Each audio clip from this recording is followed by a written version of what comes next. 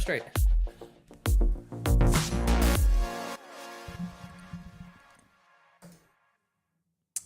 Joseph gives the guys 20 hints, messages from the class, and Chalamet has had enough. Oh, it's time for class. Class is in session! Roll call! Bueller. I'm gonna be late for class. Bueller. Am I hallucinating here? Just what in the hell do you think you're doing? I'm late for class. You are mine now. You belong to me. Did you study for the test? No more complaining. No more Mr. Kimble to go to the bathroom. Nothing. There is no bathroom. Meow, classmates. Welcome to Middle Class Film Class. I'm your host for today, Tyler. I'm Joseph. And I'm Peter. We have a great show for you today. Welcome everyone on YouTube Live and otherwise. And of course, the OG audio-only classmates in podcast land. Although I will encourage you to go to YouTube and watch us because that is a lot more fun than just listening to us in your ears. It's where we have more fun. Right. So, yeah, we are in probably the worst month of the year right now. You say that every month. Be happy for once in your life. I'm okay. Everything's the worst with you. You said we're going to have a great show today, and you're like, well, this month fucking sucks already. Well, I mean, It's going to be 72 degrees soon. Aren't you happy about that? Absolutely not. I've been loving the atmospheric stream that has been blanketing the Northern California region. And I'm sure the East Coast people are not happy with that because they get the ice and the sheet of snow. And Probably all the people being flooded aren't happy about it, too. yeah. You bastard. Anyways, how are you guys? I'm doing okay. I just got back from traveling. Yeah? Yeah. From where? I went to L.A. Nice. City of Angels. City of Angels. City that never sleeps. Los The big, Angeles. Big Apple. City of big shoulders and broken dreams. Mm-hmm. And all of them. And yeah, I did a work function thing. Left Wednesday early morning and came back Friday last night. And it was draining, emotionally and physically draining. Not too Emotionally? Yeah, just a lot. You're hugging people, having a lot of shit, handshaking, seeing people making out. Yeah, having a lot of cold sores. You know, A lot of docking. yeah, and there was it's just a lot of people I haven't seen in a long time. People I used to work with back in different parts of the Northern California. It was like a work family reunion. Kinda, yeah. A lot of people I've worked with for years, but I don't get to see very often. Yeah. So that was cool, and I won a nice award. It was really cool. Nice. So yeah, I get to go. Did you get a plaque? Did you know you were No, gonna- it was a total surprise. Okay. Yeah. So Is there were there other nominees? So the way that our company awards is a thing called it's like President's Club or Ambassador's Club or something like that, and it's like the highest performers of every different category, have the options like first, second, third place for the entire country in whatever metric gets this award. And when you get the award, you get to go to this all-inclusive resort for 4 days. Last year was in Cabo. This year it's in Alberta, Canada. Yeah. Cabo or Puerto Vallarta, whatever. It's such a random Alberta. Yeah, it's apparently a really nice, like, well-known. I'm sure it is. I'm sure it Banff, is. something or other. Banff, yeah, the national park. Yeah, exactly. That's it. Mhm. Bamford, yeah.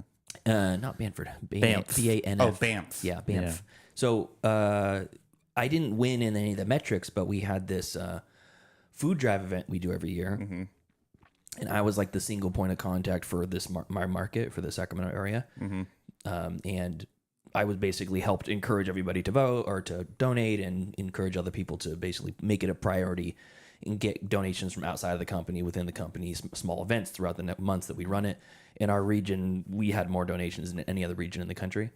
So at the very end, they're like, well, here's another award that's not performance related. And Here's another award. And this is one that we do this for jobs, and we talk about making more money for the company and blah, blah, blah, blah, blah. But this actually helps people.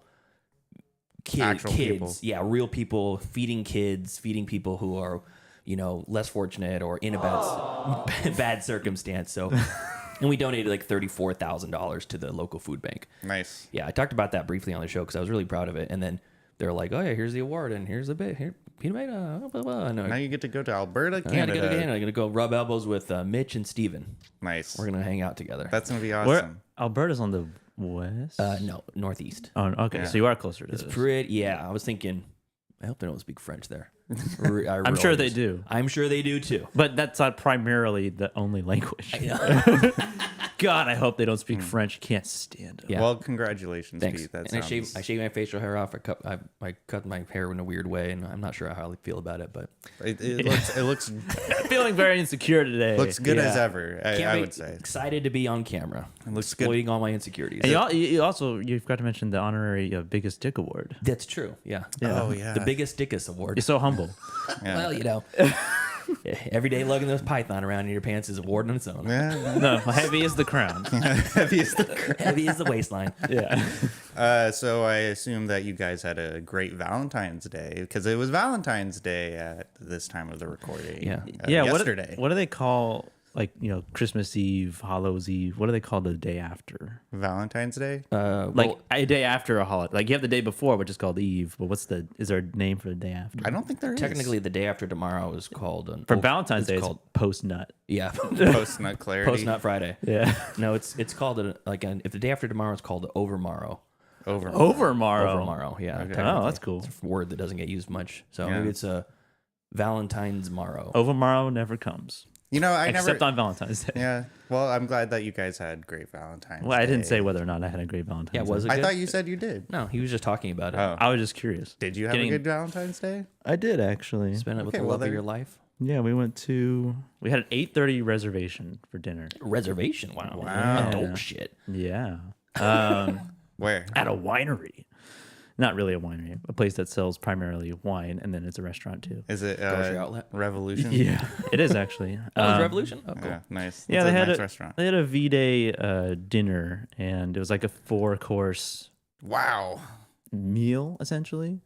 Fancy. Before that, though, because I got home from work and we had 3 hours to kill, so we went to a new brewery in Sac, and that was nice. We had a couple drinks, and then we went to dinner, and then I'm not a big wine drinker anyway, so just was starving because of the beer, and so we Scarfed that 4-course down quick.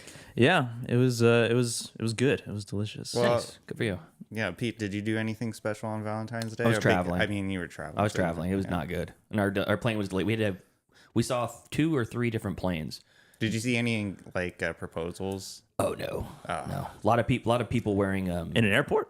like heart things on them and stuff like that. And a lot of people were like, "Some Valentine's Day, huh? They pushed our plane back again." How romantic. Yeah.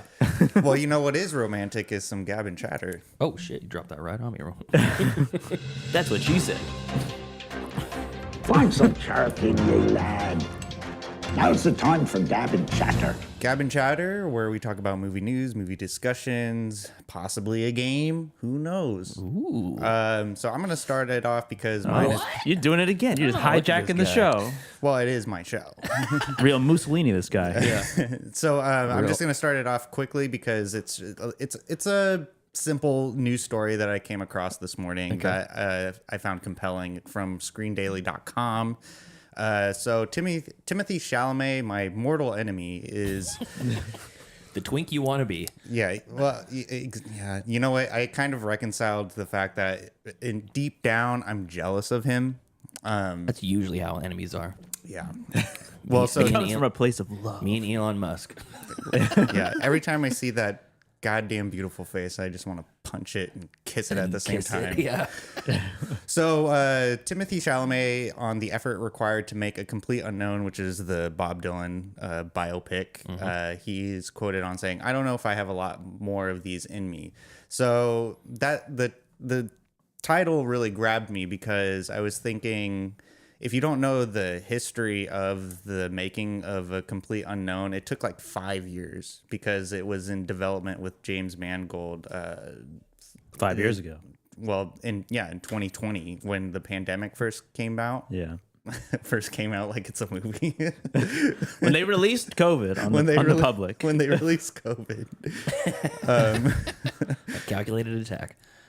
So Timothy Chalamet says he doesn't know if he will do any more films that require the investment that Bob Dylan's biopic, A Complete Unknown, has done because he took a long time to like really get into the character of Bob And Dylan. he learned how to sing and play guitar and all that kind of stuff, right? Yeah, and like learned his mannerisms and like the way that he like moves his body and stuff. And I really applaud him for like really deep dive. I really want to watch this movie too because I'm a semi fan of Bob Dylan. Like I'm not saying like I don't like him or anything, but I do enjoy his music.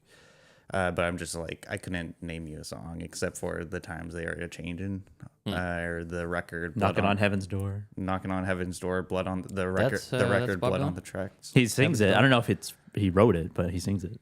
Yeah, I don't know. Again, that's why I said like semi fan. I like the one where he goes, Like a Rolling Stone. that one. Yeah. Yeah, that's the one. Yeah, so I don't know. So speaking at the Berlinale press conference for James Mangold's film, where Chalamet represented the film alone, Chalamet detailed the emotional and time investment the project has required from him. He goes on to say, "This is the last word. I've been going around the world talking about this for 2 months. I love this man, Dylan, so much, and this movie so much, I would do it for a year. Such efforts cannot be repeated too often in a career," said the actor. "I don't know if I've got a lot more of these in me, probably because it took a lot of effort to do that." And he's such a young person too. He's like he hasn't even hit 30 yet, and he's already making these bangers. He's approaching 30 at least. Yeah, I think he's like 27 or 28, maybe 29. I don't know. I don't care. That's what approaching 30 is.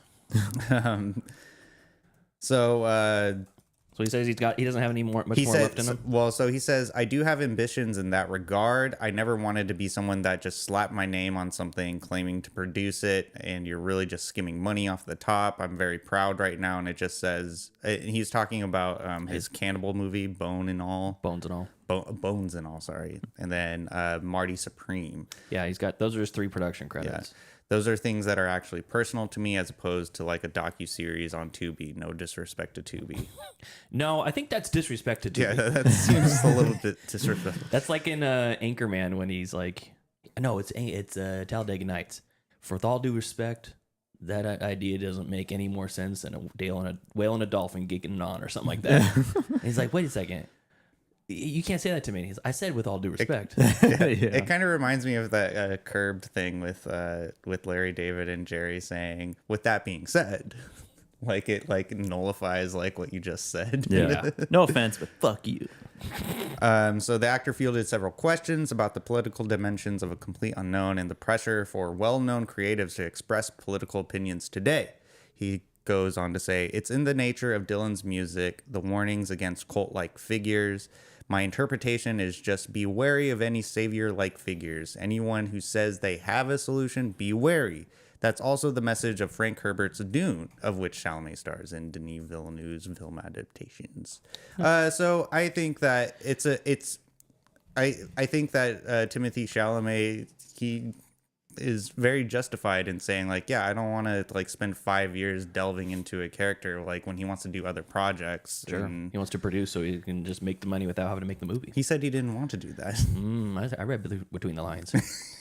I saw a great tweet when he was going to play on who's on SNL, and they're like, "Oh yeah, he's going to be the musical guest and the host because he's going to play Dylan," and they're like, "He's going to play Hurricane," and yes, he's going to say it because in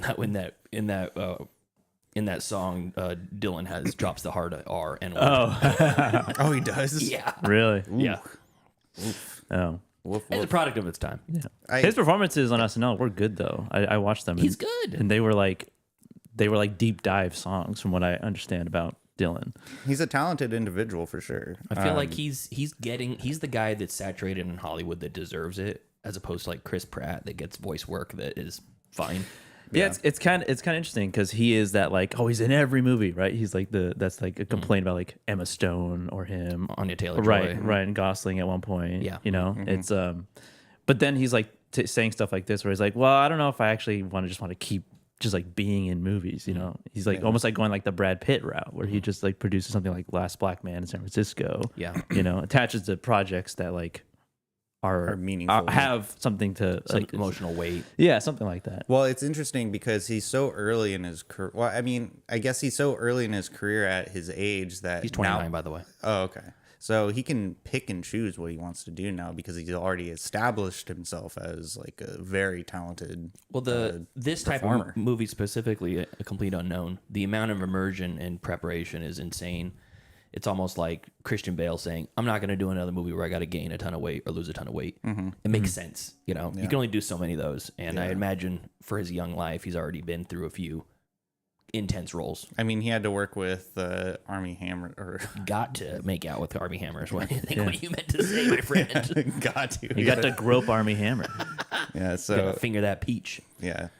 So I mean, I just wanted to highlight the creative integrity that Timothée Chalamet expressed. Yeah. Okay. So that's all I have. Joseph, what do you have for us this week?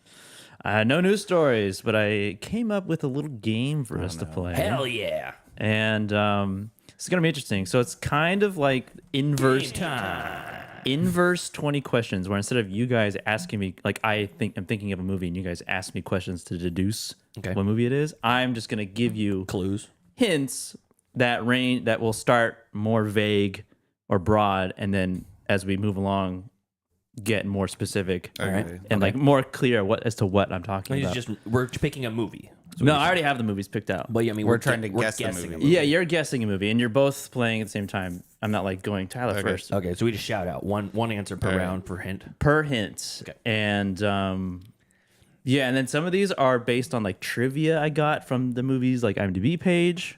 Oh, and some of them are kind of like cultural references in time Okay. to clue you in. So your pop culture history better be up to date. Okay. All right. Number one, the first movie. What movie am I? I am a movie. Okay. What movie am I? The year that I was released, the towers went down. Which towers? The towers. Oh, okay. Let's see. 2001. 2001: A Space Odyssey. Is that your actual guess? Sure. Tyler, do you have a guess? It has to be. It has to Hurry be. up. There's 20 of these. Okay, I don't know. I have no guess. Next one. I am a comedy. Oh, Let's see. So that would be 2001, a comedy. Talladega Nights: A Legend of Ricky Bobby. No. Yeah, pass. Okay. The first letter of the movie title is P, and the last letter is G. Okay. Penguins of Madagascar. It's got to be Penguins of Madagascar. I'm guessing it's a movie that has the Twin Towers in it, and then they had there's No. What? It just It just came out in 2001. It That's what he's saying. okay. I'm looking too deep into Yeah. 9/11. I don't know. I can't think of a comedy from 2001 starts with a P and ends with a G. Okay. Is it? No. Yeah. Nothing. Two of the actors are recurring characters on Curb Your Enthusiasm. Okay, so the movie starts with a P. Recurring characters on Curb. It could be Jeff Garland. It could be JB Smoove. It could be.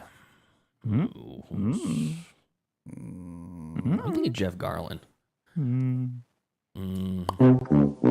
Yeah. Okay, what next? What's the next hint? Any guess? Nope. No? Okay. This one might help a lot. Okay.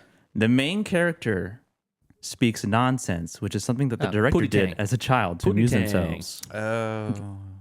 Footie Tang. Yeah. No. I'm gay. That's correct. Pootie Tang. Okay. Pootie Tang. What are the stakes here?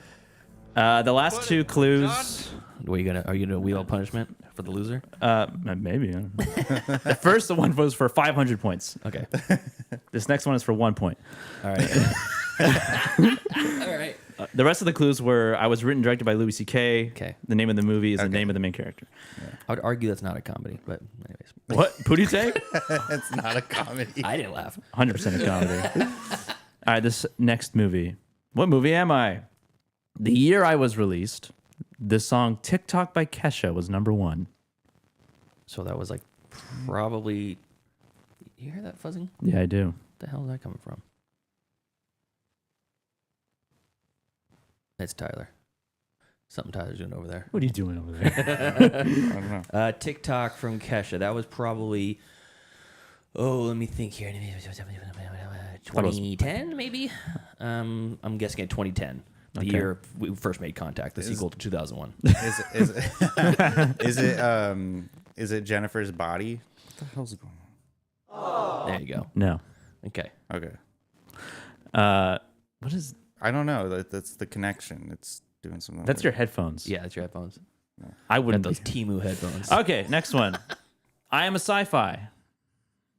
Eternal Sunshine of the Spotless Mind. It's not a sci-fi. Sure it is. Yeah, it is. That technology doesn't exist. I guess so. Okay. But it's wrong. You have a guess, Tyler? It's a sci-fi.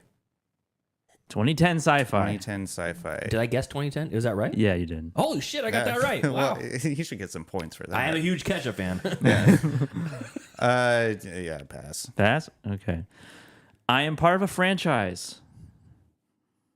Sci-fi franchise 2010. 2010. Sci-fi. Okay. Sci-fi 2010 franchise. Jeez. I don't even remember a sci-fi franchise from 2010. I'm gonna say, I don't know. Captain America: The First Avenger. No, I mean the Winter Soldier. No, pass. Maleficent, but that's not a sci-fi. It's a fantasy. Maleficent. Yeah. Oh, yeah. Antagonist. Age of Ultron. No. Avengers: Age of Ultron. No. No. What is Avengers? Sorry. Yeah. What is The event- first film of my franchise came out in 1987. Oh.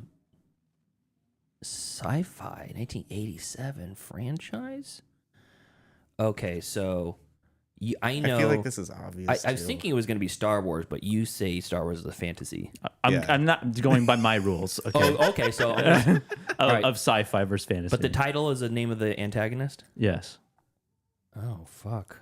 1987 franchise started. Short Circuit 12. For Short Circuit 12, what's his name? I don't know. Fisher Stevens' Revenge. Oh. Anything? No, pass. I'm not reading the chat because I see activity over there. The first name of the director of this movie, of this one, Okay. 2010 release, could also be used as kind of an old-timey insult for someone who is an idiot. But it also could be used to describe a skillful hunter. A skillful hunter. What the fuck kind of clue is this? This is from the trivia. This trivia sucks. I guess that's Dolt.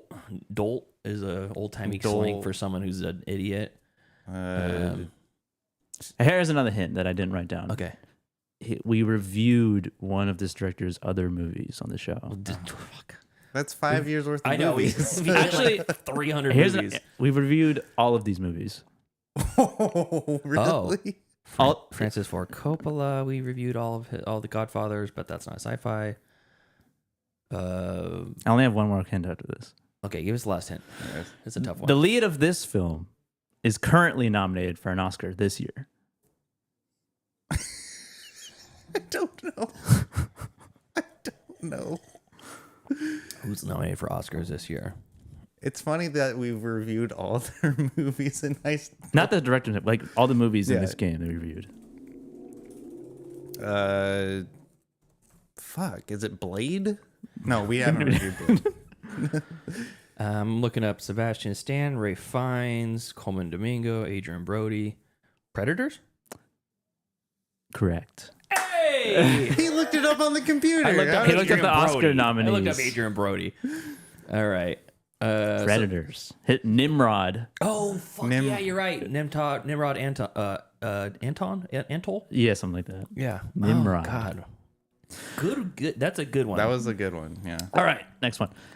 the guesses in the chat. We had District 9. District 9, Tron Legacy, the Star Trek reboot, Unforgettable. Nimrod. What's up, Chris? Everybody's in the chat. Heather, Bruce, Jack, Okay. Chris. What movie am I? I'm a remake. Scarface. Ooh, small fart. I'm a remake. Well, there's a lot of remakes. Next one.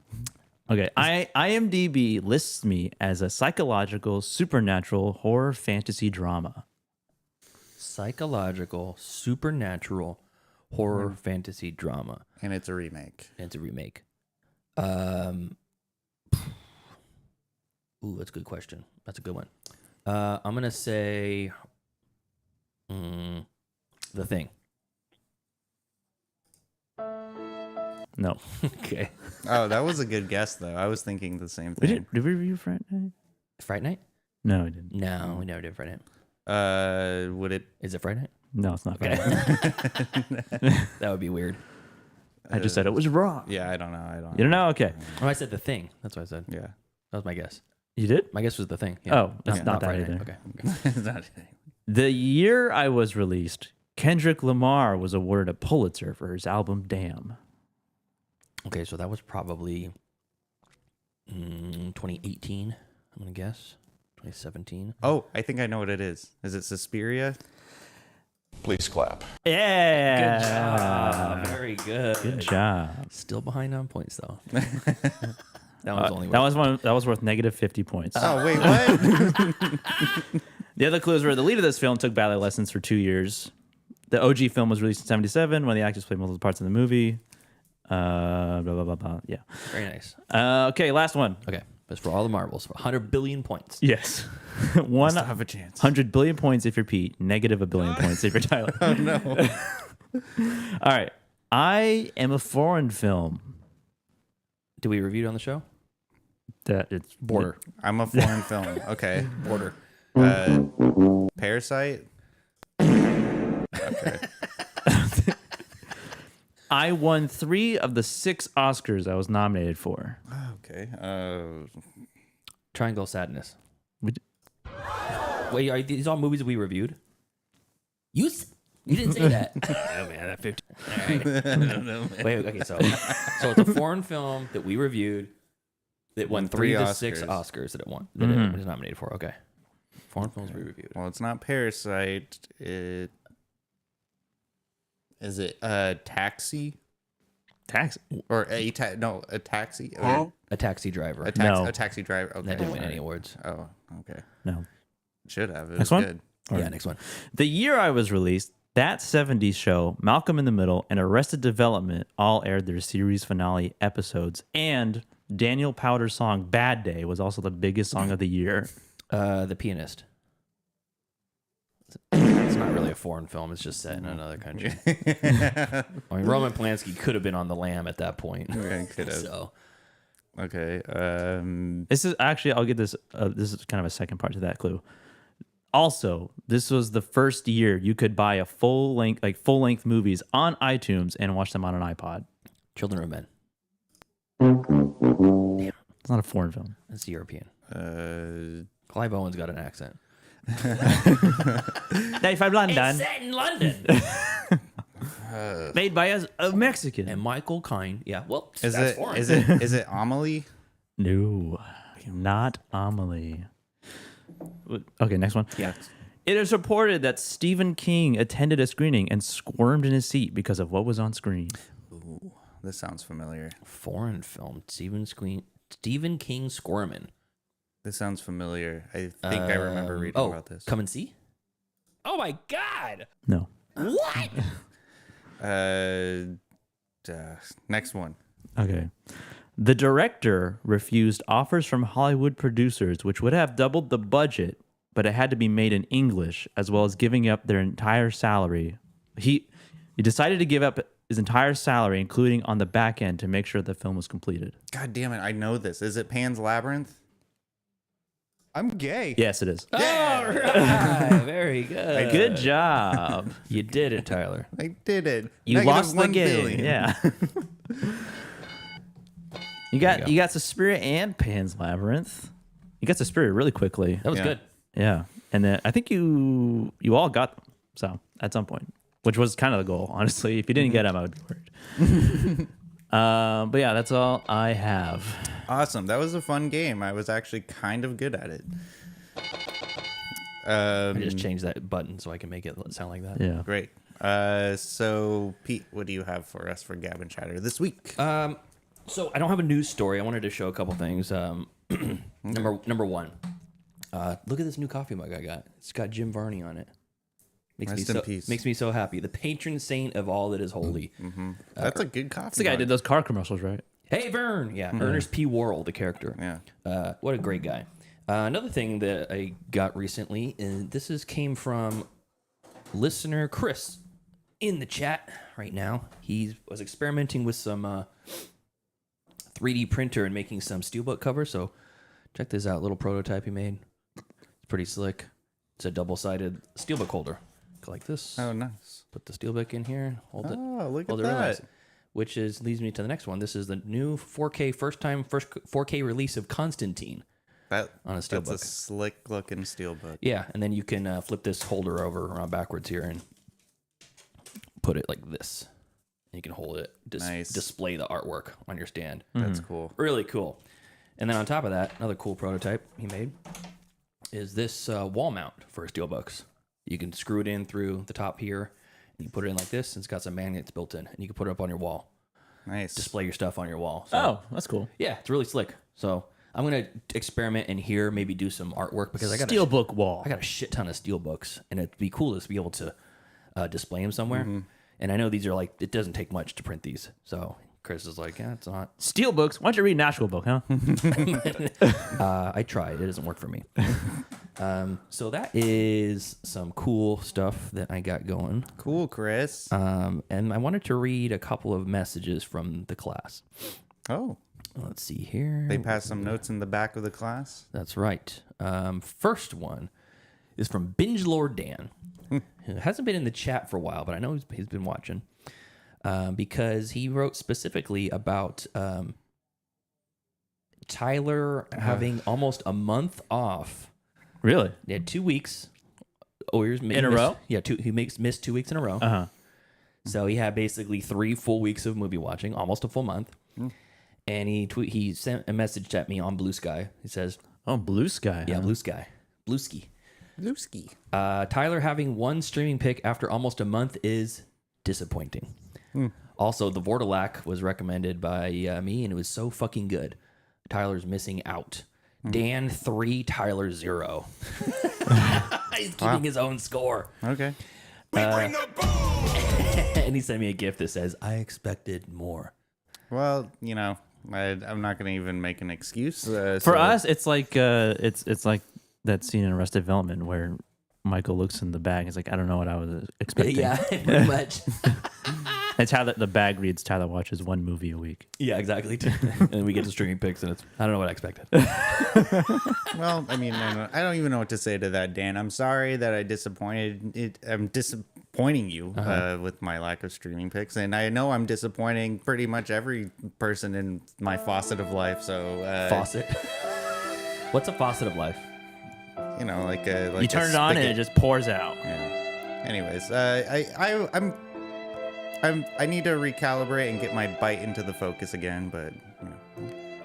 Well, we're gonna bring back with the old classic. Do better, Tyler. Do better. Yes, you can watch them on TikTok. It's fine. We'll just ridicule you for that. How about you start just recommending us TikToks? Ooh, I like that idea. Just put the least amount of effort into the show. Let's just turn this podcast into a TikTok watching show.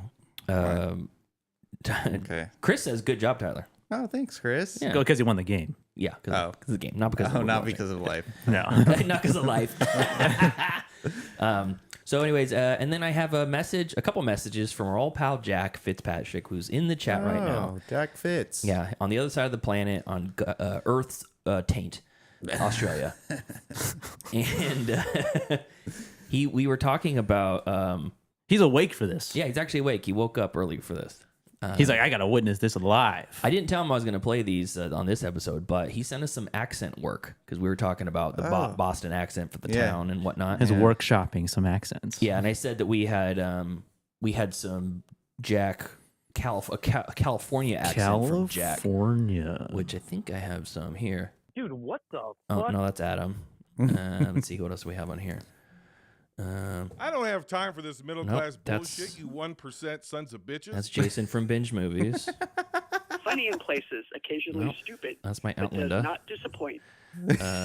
somehow Oh, that's Dallas. gets a B. Oh, here's Jack. It's the motherfucking MCFC podcast. Not the California accent. He had another one. But he sent me some clips of him doing some different accents. So here's California. Hey, Pete, I'm from California. Could you please get me a water before we start this horror movie? Then I'm going to go to Disneyland because they opened up this new Marvel attraction. Fuck yeah. Hell yeah, dude. Surf's up. Bro. Cali. I'm Cali. Cali, no. Bitches. Oh my god, it's uncanny. He sounds like he's just from California. I feel like it's like my friend I just met at the park. At the beach where we're surfing it up. It's definitely someone cosplaying as a Californian. Yeah. No one in California calls it Cali. That's the thing. That's the big thing is no one from California calls it Cali. No one from San Francisco calls it Frisco. Right. Or Cisco. It's just the city. Yeah, the city. Yes. Yeah. Or the Bay. Yeah. Or Bay. I'm from the Bay Area. Yeah, the Bay Area. Michigan Bay? What Bay? Yeah. Yeah. Fuck the East Green Coast. Bay?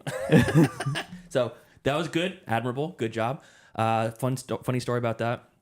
I went to a family reunion up in Idaho one time, and they no joke asked if I surfed to school.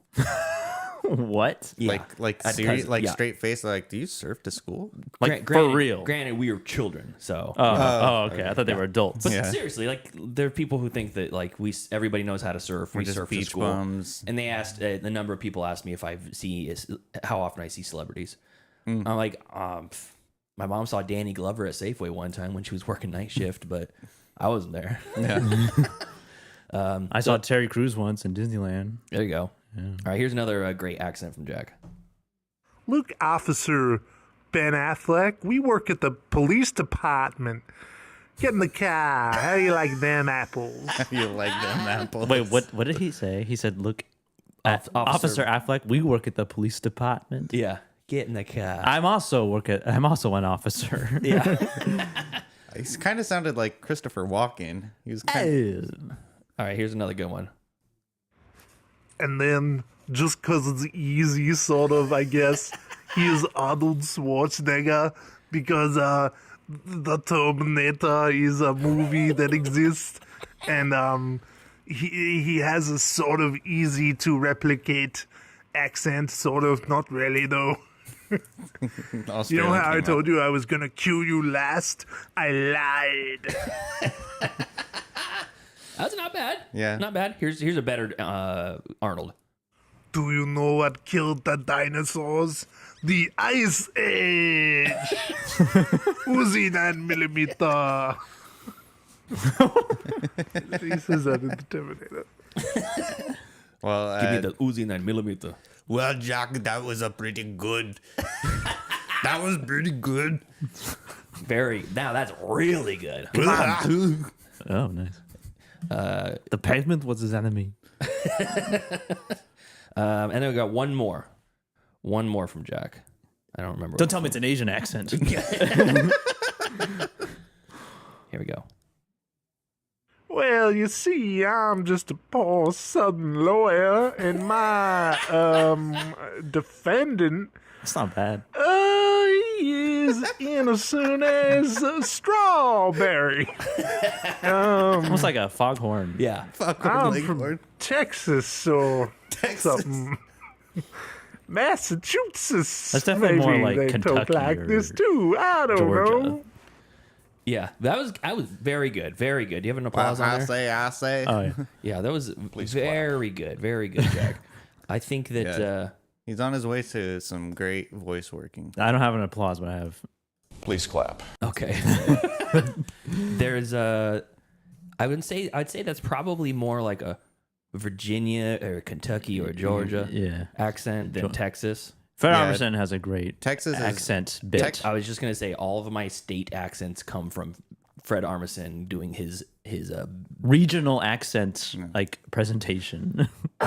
yeah, he's like from traveling the entire country for doing comedy. He's Well, I gotta say, Jack Fitzpatrick, that was a pretty good accent for our southern people. very good. Now do an Australian accent. Yeah. Well, you know, I got this knife, and it's bigger than yours. You know, you want to play the spoon fork game? I don't know. I don't know. I forgot that Simpson. I was trying to quote, Crikey. Put on your underoos. We're gonna go to the beach Yeah. It's the and get eaten by a shark. honestly, you played knifey spoony before. yeah, no, knifey spoony fork. It's not a knife. That's a knife. That's a spoon. Yeah, I think that was dynamite. That was really good. Yeah. I think you know, workshop it a little bit, but I think you're on your way. The dingo ate your baby. Yeah. It's a national tragedy. It's not funny. Yeah, it's not funny. So, anyways, that's all I had. I just wanted to play the clips from Jack. It was All good. right, awesome. Yeah, And, well, and any more listeners who want to send stuff in, the voicemail's gone. yeah. It's kaput. Yeah, well, no one was sending voicemails. We had a good run, but Did we? Well, for a little bit we did, and then it just kind of everyone was like, "Yeah, I don't want to call in." We got a couple. I mean, we got the Dallas bit. Yeah, we got that. Yeah, We that got was that from the voicemail. probably our best one that we've done. I think Ryan left one or two. Yeah, Brian left a couple. Yeah, But Adam. you can also just. I left one. Oh yeah, it's true. Yeah. You do. And then Tyler answered the damn phone when I called him. we had more. He's like, I thought you were just calling me. I'm like, no, I was calling to leave a voicemail. We had more fun from the fallout of the voicemail than Yeah. the actual voicemails themselves. Yeah. So it's gone now. But if you still want to send in messages, it's like just go on Facebook, add me on Facebook. I don't care. Yeah, you can. I don't care. Yeah, you can send Add any me. any one of us a voicemail. Don't add me. Noodle. Don't noodle. Yeah. We are noodle folk. Broth runs through our veins, Paul. Whoa. Okay. But the what was I gonna say? But yeah, those messages came from Jack. He just sent it to me on Facebook Messenger. So Well, thanks, Jack. That was really nice. That yeah, was thanks a fun. lot. Well, enough of that. Let's get into some streaming picks. Movies. You watch a movie? Yes, I do. Disney Plus. Oh, HBO Max. If I don't get the pick, show's over. I have grown accustomed to Hulu Plus. Amazon Prime. I like Netflix. You found the Streaming picks, movies that we watched this week that we would like to recommend to classmates that are on your favorite streaming platforms. I'm sorry, Binge Lord Dan. I'm gonna have to disappoint you again. I only have one streaming pick this week. Oh, you're going first again. That's right. Yeah. Yeah. You know, well, because you guys have more robust streaming picks, and then Usually I knock it out. I'm just gonna knock it out. We'll just move the show along quick. Okay. We'll move the show along quickly. All right. You don't know what you're talking about. Better make it good. So I was watching a lot of movie clips of Once Upon a Time in Hollywood this past week, and I thought to myself, well, why don't I just rewatch the movie again? And at first, this would be my second time watching it. Did we cover this on the show? I think we did, because you watched it and you loved it, and I think you had us watch it. Did I? I think so. I Go don't know. ahead. I don't remember if we reviewed it or not. Go ahead. I don't recall, but I remember the first time watching it kind of being disappointed with it, not really liking it. I thought this was going to be like Quentin Tarantino's Magnus Opus. Yep. And you know what? I've changed my tune. Yeah, I think it is. I have a greater appreciation for this movie than I did first time around. And one specific scene that really stuck out to me was when Rick Dalton was doing the scene with the girl, the young girl. No, Timothy. Who is it? Timothy Timothy Oliphant. Yeah, Oliphant. When he was doing the scene with him in that saloon, and he kept fucking up his lines, and I just loved like where he was just like line, and then and then he goes back into his trailer, and I watched an interview with Quentin Tarantino after I had watched the film about that scene where Leo is like wrecking his trailer. And that scene is completely improvised, and it was on purpose. So he forgot that the cameras were rolling. So no, he knew the camera was rolling, but the direction that Quentin Tarantino gave Leonardo DiCaprio was, okay, there's no specific lines for this scene. Yeah. So I want you to act out like as if like you were forgetting your lines and stuff like that. And so all of him like wrecking and cursing himself like that he was forgetting his lines and stuff was pretty genuine to how he would react if that was actually him in that position. And I thought that after like knowing that context and witnessing that scene, like it has a more impact towards myself. What about the rest of the movie? Well, I think Brad Pitt was probably the star of that movie too. He's so suave, and he's so natural into the character that he was given, like the role that he was given. The one detriment to that movie, because this is definitely a homage to old Hollywood and coming into it's like the in between. It's kind of like when people say like, well, like 1969 was like the summer of love, and then it like transitioned in the 70s and then became a whole different era.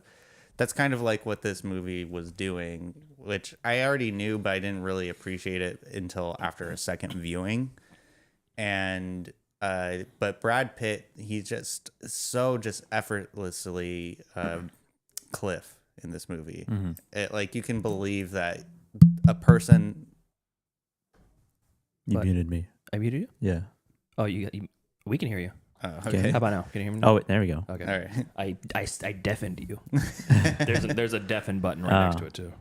You can just believe that there was a person like Cliff in that time. And I think just like the set design and the costume design was just really on point. And so now I have a greater appreciation for Once Upon a Time in Hollywood. And while I was lukewarm on it on the first viewing, now I'm like all in. Where's it streaming? Hulu. It's streaming on Hulu. If you want to hear a full review of that, listeners or viewers, March 24th, 2023, we did a review on it. Okay. Oh, 2 years An hour ago? and 2 minutes of us talking about it. Oh, wow. Yeah, I don't know. I just been going through a lot, so I didn't really like have like the emotional. I bet you like movies.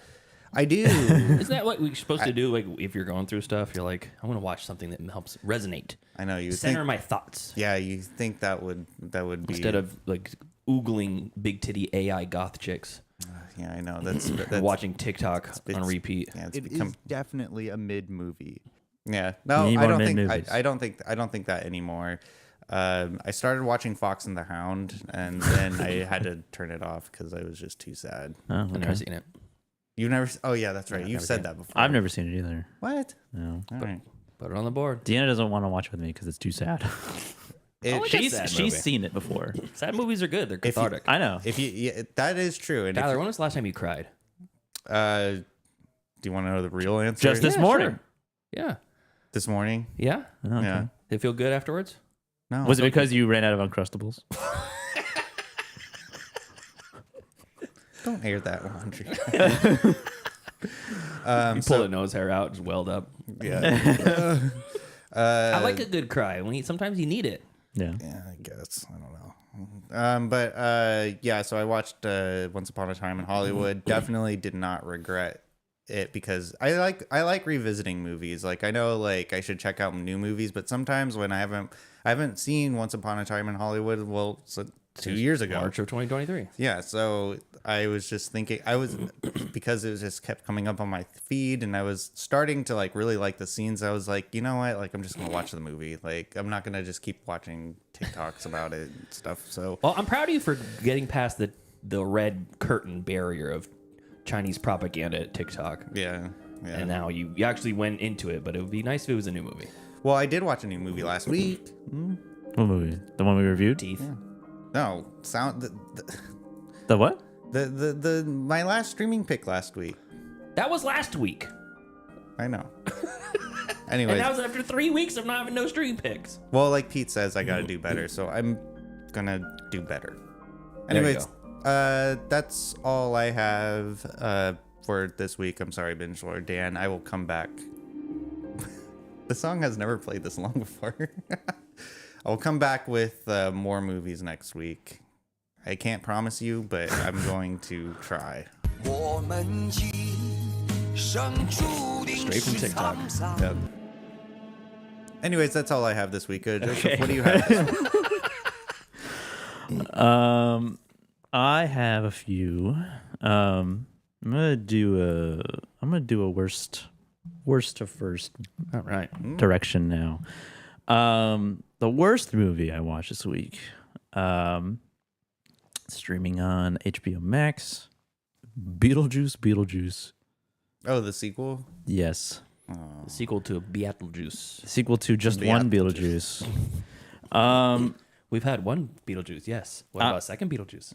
There were aspects of the movie that I did like and I thought were funny, but I felt like there was it was nothing like the original vibe of the movie, like the charm of the original movie. Like it feels like Lydia Deet's character was Winona Ryder just playing her character from Stranger Things instead of Lydia Deetz. Yeah. And my son? And they kind of like at first I was like, this doesn't feel like Lydia Deetz is like the snarky goth chick teenager, right? And they kind of explain it like her, like she grew up and became a little bit. She has this like ghost hunting TV show, and she had a child, Jenna Ortega's character. Yeah. And so she kind of her personality changed, although she still kept the goth appearance. So she still looks pretty much exactly the same. She's just older, but she doesn't act in any way, shape, or form the same character. I also feel like the focus of Janet Ortega's character on her grandfather, who the actor had a terrible Jeffrey Jones was a proven pedophile. Yes. Yeah, I feel like her character like admiring him to that regard and like kind of like wanting to see him again. I guess also her dad, but it feels like they just focus too much on that character who in real life was a piece of shit. And they killed him off for the movie for good reason. Yeah. But then they just kept going back to it. What's the point? Why? I know. Just And then get rid of him. And then and you have Gina Davis, who is still alive and working, and Alec Baldwin to a different extent now. But there's no mention of them whatsoever throughout the movie. No. And they kind of squandered a perfect setup to start Beetlejuice's introduction in this movie, because in the end of the first one, he's in the waiting room with an insanely long, with an insanely high number to be called. Yeah. They could have started the movie with him finally being called, but then he gets summoned away. Yeah. Could have done 10 different things with that. Yeah. It was good for the promo, though. They showed his number, and it says he's next. Something like that. His number's up or something like that. Willem Dafoe's character, I felt just really forced in there, and the style of the movie felt too clean. Like it felt too polished. It didn't feel like a Tim Burton movie, I guess. Early Tim Burton. Yeah. Which is an allure of the original one. And I'm not like a huge, I like the original one. I'm not like a big fan of Burton in general. But like, I like Edward Scissorhands. I like Beetlejuice. I enjoy Sweeney Todd. But for this one, it just felt like it actually did feel like just a cash grab. They didn't have any soul. Didn't have any soul. And I wasn't a fan. I liked it more than you did, I think. But yeah, you gave it 2 stars on Letterboxd. Yeah, it was disappointing. I wasn't expecting much anyway, and it didn't meet whatever expectations I did have going into it. Sure. So that's streaming on Max if you want to watch it. Have you seen it yet, Tyler? No, I had no interest in seeing it. Like I just just had no interest. I thought it was a cash grab, like from the get go. You can skip it. Yeah, it's skippable for sure. Let's see.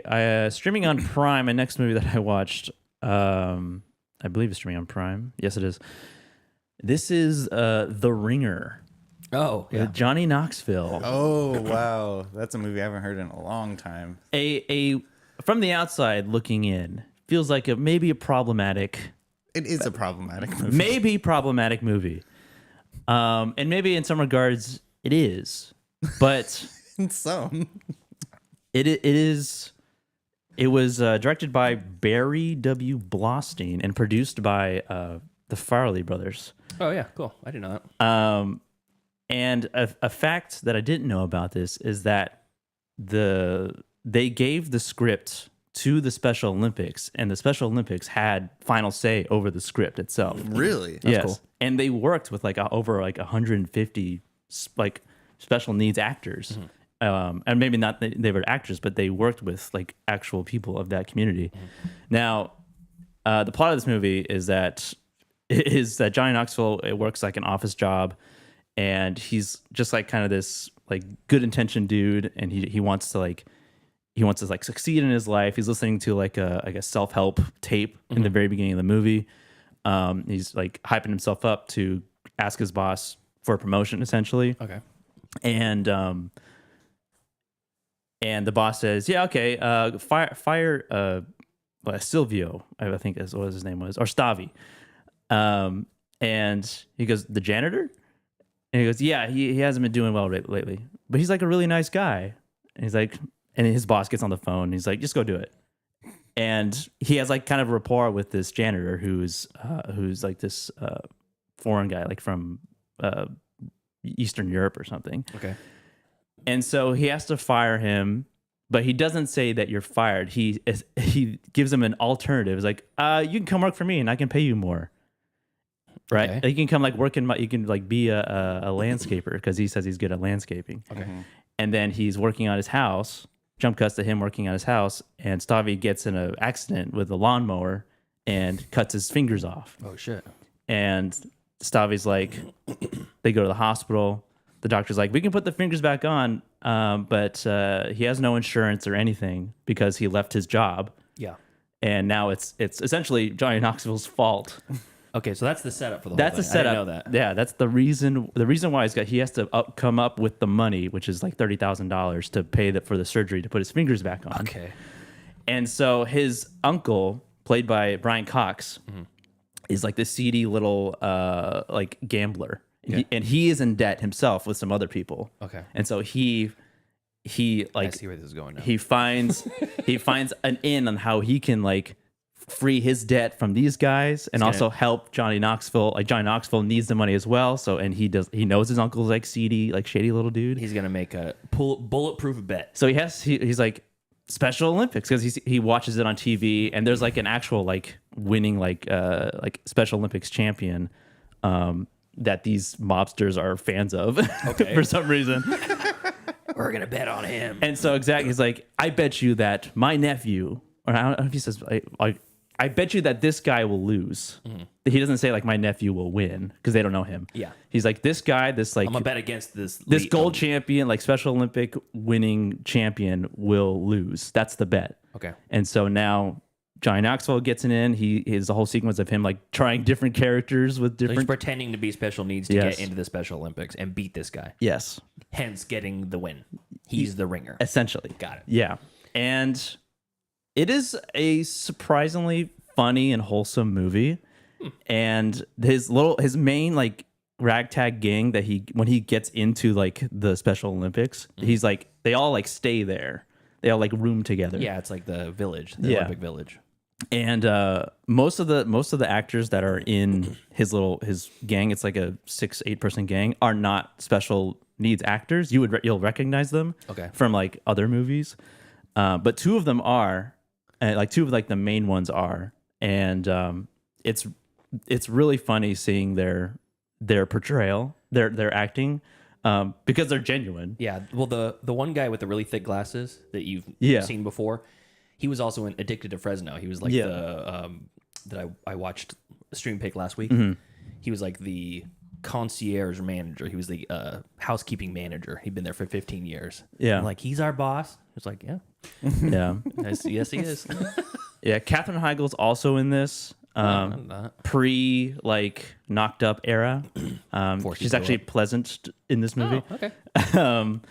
And yeah, it's better than you would think than like going into it if you didn't know anything about it. I stayed away from it because of what Tyler said. It's like it's got to be just offensive and not good and blah blah blah. And then I heard what you said about it's like the single production with like the most special needs and developmentally disabled adults actors given SAG credentials and given health care, and like they put on the production and they ran it by Special Olympics, and they said the Special Olympics said this is a great representation because it shows off all the athleticism of the competitors too. Yeah, it does it like they're not the butt of the joke. Correct. Yeah. Like their disabilities. It's like they are presenting them in a way that is like normalized. The dickhead who's pretending to be special needs is the butt of the joke. Yeah. Yeah. And the gang, like, it's just not a spoiler, but like the gang like figures it out that he's not actually special needs. Like his crew. Yeah, like they figured out right away. Right away. Yeah. Immediately, they're like, this guy. Yeah.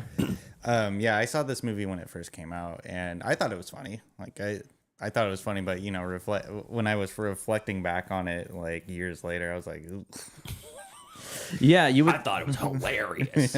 Yeah, it's a movie made in earnest with like really good intentions, and like they went the right direction with it. You know, consulting the Special Olympics committee and you know running it by them. Like you have final say if this gets greenlit or not.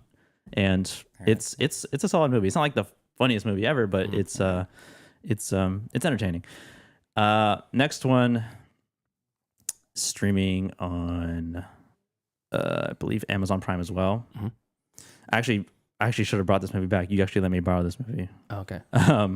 But I watched it on Prime. This is The Thin Red Line. How dare you? Streaming on Prime. How dare you? I forgot I lent that to you. Thanks for telling me. Yeah. I would have forgot. I should have brought it back. Terrence Malick movie. Son of a bitch. Came out in 1998. This was his first movie back since Days of Heaven, I think. I think so. So it was a 20-year gap between those two movies. And this is a war film presented in a Terrence Malick style. It takes place in the Guadalcanal. And this has a stacked cast. A lot of people in this movie. And Adrian Brody, who was once supposed to be the lead of the movie, has his role diminished in an insane amount. He virtually has one line. Yeah, he's there but doesn't say anything a couple shots, and then he says, like 3 things. Yeah, That's it. yeah. Jim really is a thin red line. Jim Caviezel. Yeah. Caviezel. You got it right. Jesus himself is the star of this movie. Jesus himself. And this is God. It's a really like well done, well put together movie with a lot of voiceover narration, a lot of like really beautiful sequences of shots of soldiers battling. There's one specific where they're like kind of looks like they're raiding a village, and just like the camera is like sweeping through all of the action, and then other sort of smaller shots where characters are walking, planes are landing behind them. It's really good. It's really emotional, and it's just a solid movie. This is my first, I guess, beginning to end watch of this movie. I've seen big chunks of it. Yeah. But it does a good job too of showing the chaos. Yeah. Like you think we got our shit together. Like, oh, the American military, they got their shit together. They know what they're doing. But it's like, there's a number of things that are like, we're going to go do this. And then none of that happens. Yeah. There's just fucking chaos, and people are killing each other on accident, and people going in wrong directions. They get ambushed, and you're like, they just are scrapping together to move 100 yards or whatever. Yeah. And it kind of shows a lot of like, it's a very intimate war movie. Yeah. Because you're really like close to with these characters and these soldiers and their like real time reactions to like the war and like the situation they're in, like what's happening to them emotionally and mentally. Like one soldier's wife who's back on the mainland, back in the States, is like sends him a letter that she wants to divorce him to go pursue some other guy. Some other guy's experiencing PTSD live in front of you. And coming live, PTSD. And yeah, it's a really good depiction of, I guess, the turmoil, inner turmoil of what happens while you're there. So that's really solid. High recommend for that, streaming on Prime. And then my last one, the most impactful and poignant thing that I watched this week was this documentary that came out last year. Do you guys remember that story about the indigenous unmarked graves that they uncovered, like in Canada? Yeah. So this documentary it's called like a Catholic church or school or it's something. It's a school. This documentary called Sugarcane, it focuses on that specific school in that province, or that what they call it, territory. I think it's a province. And it follows. It's a very interesting documentary because there's no like talking heads or anything. You're kind of watching it real time, and you're watching a son and his dad basically reacting and talking to each other about the situation, because his dad was like the last survivor of one of the schools. Oh, interesting. And he's how, indigenous? Yes. Okay. Everyone in this is indigenous except for maybe like the archaeologists who are like going through files and stuff and learning about like other victims and uncovering like letters that the priests wrote and moving around the teachers or the priests to other schools when they were like accused of like abuse or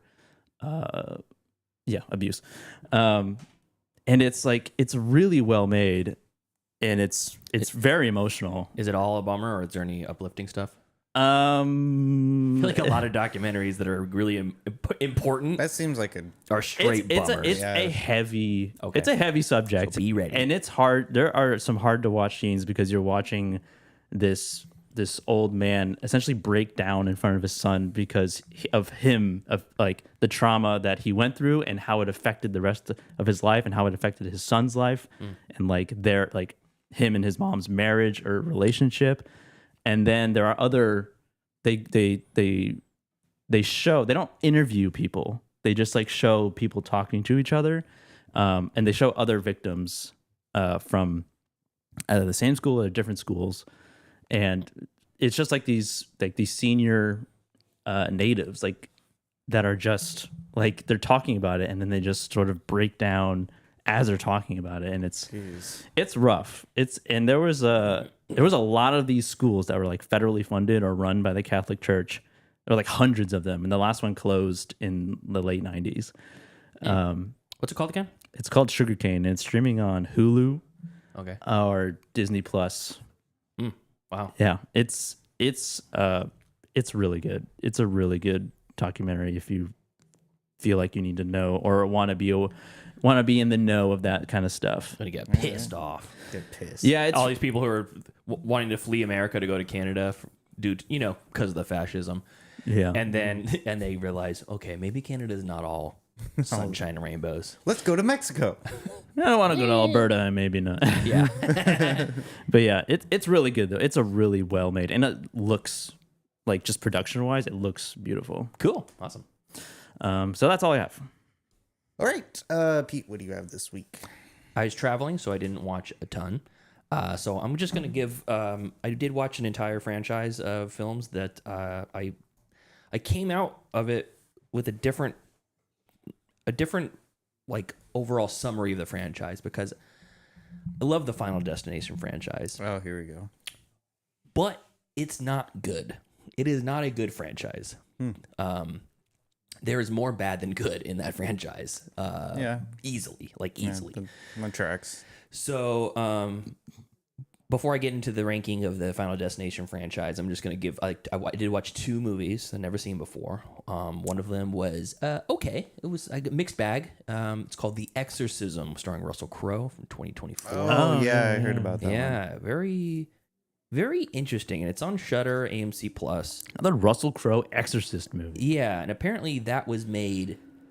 The Pope's Exorcist... This was made before The Pope's Exorcist, but they shelved it for a while. Or something like that. And Joshua John Miller is the director. And I believe he's the son of the actor that played the priest Demi in the original Exorcist. Officer or Father...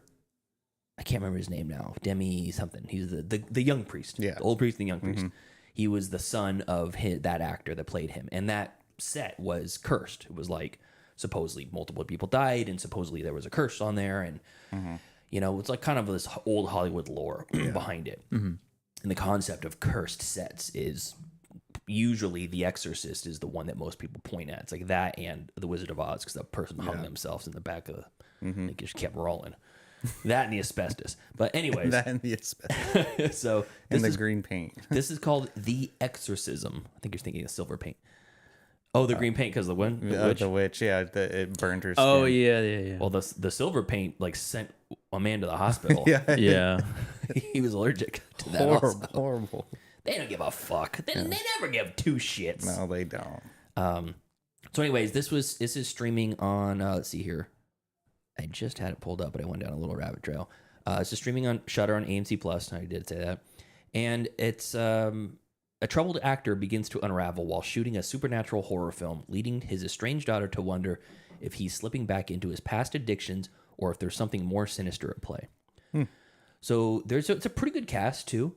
Adam Goldberg, Adrian Pasdar, Chloe Bailey, Russell Crowe, obviously, Sam Worthington, David Hyde Pierce plays a like on-set priest. He's like their expert witness or whatever, and you're not 100% sure if like he's losing his mind, if it's like past trauma or whatever, if it really is like a haunted set or he's haunted. And there's some good stuff here, and there's also just kind of fell flat in certain areas, but I'd say more good than bad. And it is kind of fascinating to watch The Pope's Exorcist with Russell Crowe, where he is just playing to the back seats, and the movie is campy and it's goofy and it's silly, and it knows it is. Having big ass Russell Crowe riding the Vespa through the Italianville is great, and like the Catholic Church being like a mafia organization where he's like, I need you to do something for me. I need you to go exorcise this villa. It's one of the sites of Satan's second coming. You're like, that's okay. This we know what we're getting. Yeah. It's goofy. This is played way serious, and there's an actor I don't know his name, but you recognize his face if you've seen him. No, not him. he plays the director of the movie that they're making, and he's a recognizable person. You recognize him, and I looked up his credentials, and I've probably only seen like 2 or 3 things. The Nice Guys he was in, he's one of the bad villains, but he does a great job of being a piece of shit director. And Russell Crowe's character in this is a well-known actor who basically fell into the bottle, had some bad things, got divorced. She took all his money. He lost custody of his daughter, who's now back, like helping him out and stuff. Mm-hmm. And the director is like, basically, like you said with Leonardo DiCaprio's performance in that, Once Upon a Time in Hollywood. Yeah. In this one, Russell Crowe's character is giving a ho-hum performance. Mm-hmm. And the director calls everybody off set and says, hey.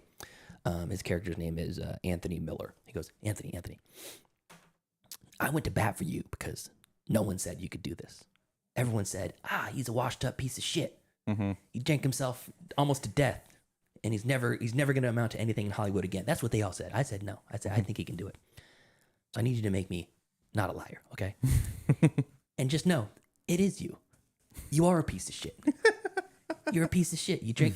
Your kid wants nothing to do with you. Look at her over there. She doesn't even want anything to do with you. And he's just sitting there like, yes, yes, you're right. Yes, you're right. Yeah. And it's like this interesting kind of role for Russell Crowe, and like he's usually a straight up hero or, you know, like an anti-hero sort of a thing. And or like in the case of Unhinged, a straight up villain, terrifying villain. But in this one, he's kind of a dejected man who is like looking for redemption, but not doing a great job of it. So anyways, that's The Exorcism. A little bit of a mixed bag, but I'd still recommend it. Streaming on Shudder and AMC Plus. And then the next one is a goofy ass movie that I thought was going to be terrible. And you may think it's terrible too, but I thought it was funny. It's called Dirty Grandpa. I love that movie. This is starring Robert De Niro and Zac Efron. There's Bad Grandpa and Dirty Grandpa. I was thinking about Bad Grandpa. Not Bad Grandpa. Okay. That's Johnny Knoxville, right? Yeah. No, that's what I thought this was going to be because they came out around the same time. Mm-hmm.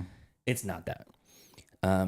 So Zac Efron plays a buttoned up, very, very stuffy sort of investment. I think he's like some sort of a lawyer, like process clerk lawyer or some shit like that. Like, I don't know. Upper middle class. Yeah, like young guy just about to get married, and the girl he's getting married is like checks all the boxes of the type of person you want to marry, except for she's a total asshole, totally like rude to him, stuck up, you know, very, very outward appearance, like driven, motivated and stuff. And Zac Efron's grandma dies, and at the beginning of the movie, he's at the funeral, and Grandpa is there, played by Robert De Niro, and everyone's like, well, we need to get Grandpa to go down to Tampa because we need to settle the affairs, and he can't drive on his own anymore. He's getting up there, so we need to get somebody to drive him down there. And he ends up being the guy they pick. The family's like, yeah, you know, his character, Zac Efron's character's name is Jason. He says, Jason, you're going to take Grandpa down there. And Robert De Niro is very quiet at the funeral, just, you know, quietly mourning. Mm-hmm. And once he gets to his house to pick him up, he's like jacking off in the living room. And he's like, hey, come on in, Jason. Yeah, come on in. No problem. And it sets the tone that he was waiting. He was basically, and he's a pussy hound, the grandpa. Like, he wants to get laid so bad. And the grandson, who's already buttoned up, is trying to like he's like, Grandma, she's barely cold in the ground. You know, this is a disrespectful thing to her. And he says, no. She was dying. We talk. She says, I want you to live your life. Don't just give up because of me. I want you to go and live your life and do the things you couldn't do when you and I were together. And boy, I want to fuck. I want that young pussy. And boy, do I want to fuck. Yeah, and he's like, and he paints a very different picture than like the grandparents that you imagine as you're visiting on Christmas and Easter. Mm-hmm. Right. And it's like, and the reality is, old people still like to fuck.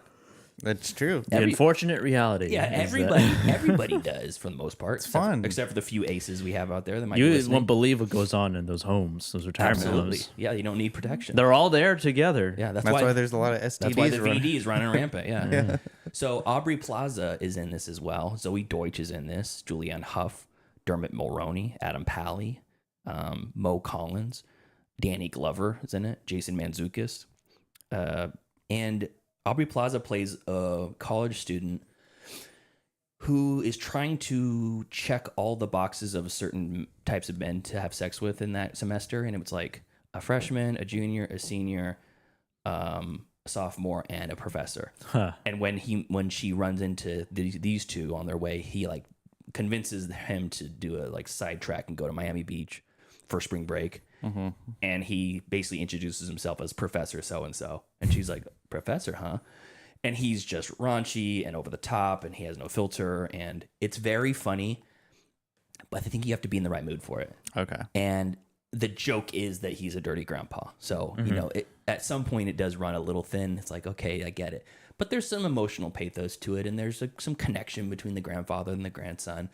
And this is like right when Zac Efron got really ripped and became like very physically like an Adonis. Yeah. Before he got the big ass caveman head from Iron Claw. But like Brianna and I watched this together, and when Zac Efron gets almost completely naked at some point when they get drunk, and she just looked at me and was like, how does a person even get like that? Money. It's 100% dedication. Not eating a single carb or piece of sugar. No, it's not true. It's just you just need a trainer and dedication. But you still can't eat carbs or sugar to get that. And then you work out. Sure, you can 3 times a day. So, anyways, I thought it was way better than I was expecting. It's streaming on Hulu. It's called Dirty Grandpa. This just the sheer shit that comes out of Robert De Niro's mouth is so funny to hear him say that. Okay, and then the Final Destination franchise. I'm just going to give you a quick ranking. Did you watch all of them? They're all streaming on Max, yes. Yes. Final Destination 4 is terrible. Okay. Final Destination, which is called The Final Destination. Yeah, The Final Destination. Terrible. Final Destination 3, ungood. Final Destination 5, a little bit better, but still really bad. And then that's the one that rolls around at the beginning of the first. Oh, God. It's about the only redeeming part about that movie. It ties it back into the first one? Yeah. And I know that's supposed to be a big reveal. It's been like 15 years now. Yeah. Okay. But I didn't know how many they went into. And they're making another one, too. Yeah, there's a new one coming out. So we're watching the series in preparation. Then you get to the first one, which is great. The first one? The first one is great. Yeah, and that is the second best of the franchise. It's rare that a sequel surpasses the original in these, but number 2, the deaths are magnificent. Yeah. That's the logs, right? That's the log logs. truck. Yeah. A single scene that can completely rewire the chemical makeup of an entire generation's driving habits. Yep. How badass do you have to feel as a writer to go and the editor? Yeah. I did that. To be like, you won't drive behind that log truck because of me. Because of me. Yeah, I made it. I was in a writing room, high off my ass, eating Chinese food, and we were like, what if the log hits the guy? His guts splew out the back window. It gets obliterated. Like you see chunks of heart and rib cage fly out the back, and you do. Yeah. What if every time you see one of those panes of glass getting lifted up to a skyrise building, you think, oh man, I don't want to be squished flat like that fucking kid. 100% squashed flat like a bug. Which one is the one where a woman's getting like at a salon and a rock flies through? That's number 4 or 5.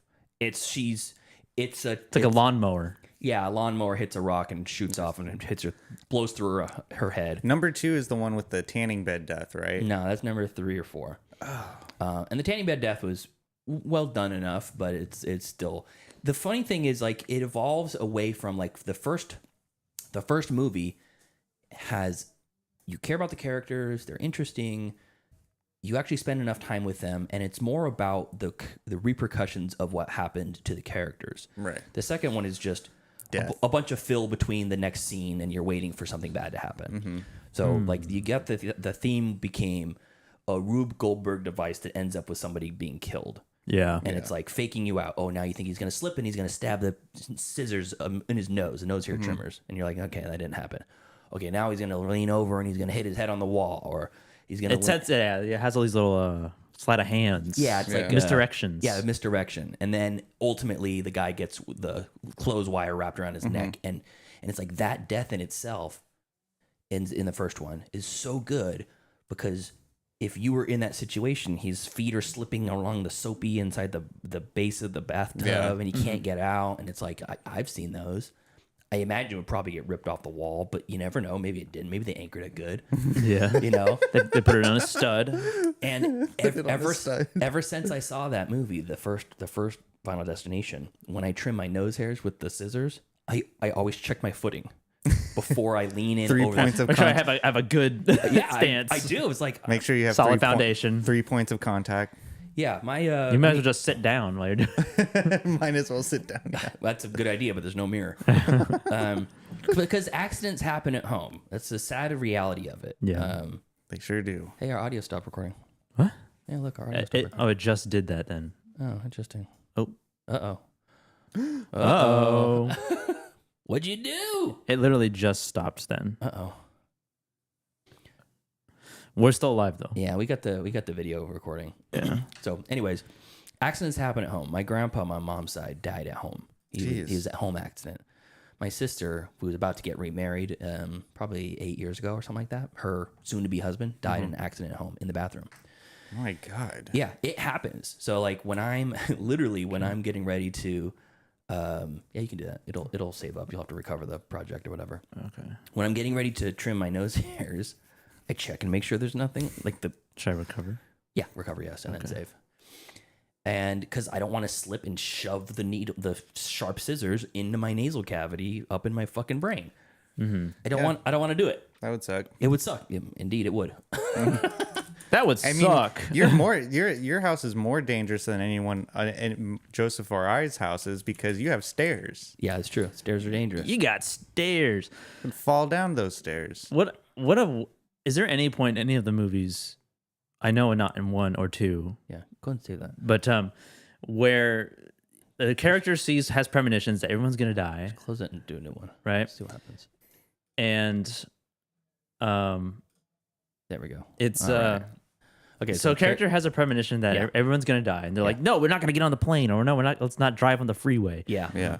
Is there any sort of like lore behind why they started? Yeah. No. Okay. No, it's just It just is. And then why is it that like, oh, I evaded death, now I must be punished? Well, it's funny because the original deaths of all of them, like the premonition that started it all, was this over the top ridiculous death. You know, you get sucked out of the wing of an airplane and break your back on the way out, or the fireball inside the cabin of the plane. Which, by the way, phenomenal scene. Yeah, the plane crash scene, phenomenal. I watched that the day before I went on the plane. Nice. I watched it on the plane. I made sure not to tell anybody who I was in the airport with. That was like, I watched it. But no, there's illusions, and Tony Todd is this recurring character. He may be death, but he may just be the coroner. I forgot about him. But like they jump the shark at some point. Like in the third one, Mary Elizabeth Winstead is in it, and there's a roller coaster. Oh, yes. Right. Yeah, I remember the roller coaster. That is one of the dumbest scenes. It's so dumb. But that's the one that's like that's the inside incident. Yeah, the initial death of everybody. Yeah. So there's some surprises, some stuff that I forgot about the series, but I'll tell you, it's number 4 is the worst, then number 3, then number 5, then number original, and then the second one is the best. But number 1 and number 2 could be interchangeable. They're both very impactful and very good. After that, they fucking lost their way. And the new one coming up, they lost their way. We'll Do they all have the same director? No. Okay. No, I think it's kind of changes throughout the entire series. From the first movie, the Sean William Scott getting his head halved was burned into my brain as a kid. Yes, that one burned in my brain. The teacher slipping and falling and getting the knife stabbed into her chest in her house and the fire. Mine was the computer one where that's right before she slips and falls. The water falls, or it's vodka goes into the computer. But it's not. It's a computer monitor. Yeah, and the glass just explodes and hits her in the neck. She's like, you're like, they really overestimate the volatility of electricity and water mixing together in this series. in media in general. Yeah, kind of. And because in that same movie, that's the original. Yeah, the telephone line comes down and the power line comes down, and they have a live wire spinning around, and it's almost like it's alive. That is dangerous. Yes. Right. But every modern house that you live in the United States has override and protection systems and fusible links and breakers and stuff so that when something like that happens, it turns off. If you were to pour water on an outlet that has its own like surge protector, like with a bunch of stuff, what would happen? Like if you think about, I don't know. Let's find out. If you think about like in a Christmas Story, or where they have the thing. If you pour, that was different. That I was know. set in the 40s. Right, I know. 40s. But like you imagine, like it just goes. You're in flames. No, it wouldn't happen. It would if you might have like a single spark and then it would pop. The breaker would pop. Yeah. For a surge protector like that, it's literally designed to do that. It protects against a surge of electricity. Yeah. So you would surge, you would pop, and then it would just you would lose power on that strip. No big deal. Done. Moving on. Yeah. Yeah. In this case, it's like, no, the computer explodes, it slices your jugular, and then you stagger around waiting for the whole house to catch on fire. And by the way, vodka doesn't catch on fire. Oh yeah. Vodka doesn't catch on fire. Movies. Hello, Hollywood. Vodka doesn't catch on fire. Knock knock. It's not high enough proof. Is this thing on? Yeah. Is this thing on? Bacardi 151, like Everclear, that catches fire. Yeah, like an alcohol that you can use to fuel a car. You can't pour whiskey into a mug and catch it on fire. It doesn't work that way. Yeah, but I mean, you're not looking for realism in this movie. I want realism In this movie where death is going after everybody. Death is incarnate, and he comes after you in the order in which you were supposed to die originally.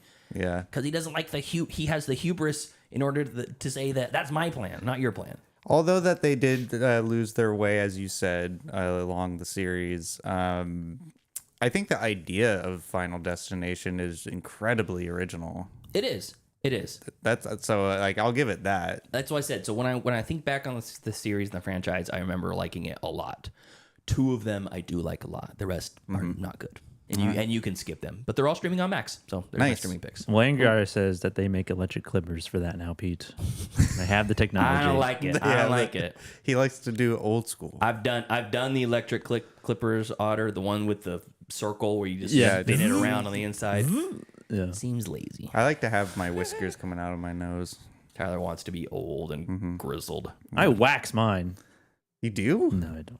Fuck, dude. I've seen videos of it, and it looks rough. I heard you can get like a brain parasite that way or something. A brain parasite? Or infection. Sign me up. I've already got the toxoplasmosis going on. Yeah. Brianna has a Samwise plasmosis. Samwise plasmosis. Yeah. I think Plasmosis Jones. I think we all do. All right. Well, I think that's it for this episode. I got nothing else. Yeah, I don't have anything else either. Joseph? I don't know. I don't have anything else. All right, cool. So then thank you to our cool ass yard duties over on Patreon. That's Javier, Heather, Michael, Steven, and Chris. If you want to support us on the Patreon, you can do so. Patreon.com/middleclassfilmclass, or you can just watch on the YouTube. That supports as well. Until next time. Thank you for joining us. Yes, it's been a pleasure, Heather. I appreciate it. Everybody in the chat, thank you for participating. Anybody who's not in the chat, come on, hang out with us live Saturdays, 12:30 and on. Pacific time. Follow us on Facebook, facebook.com/MCFC podcast, and send us an email, mcfcpodcast@gmail.com. And follow us on Instagram at Middle Class Film Class. And follow us on TikTok at Middle Class Film Class, and on Twitter at Podcast MCFC. That's right. So later on in the week, we're going to review Teeth. If you're on the live stream right now, we'll take about a 15-20 minute break, and we'll be right back with that. We'll see you guys next time. See you next time. See ya.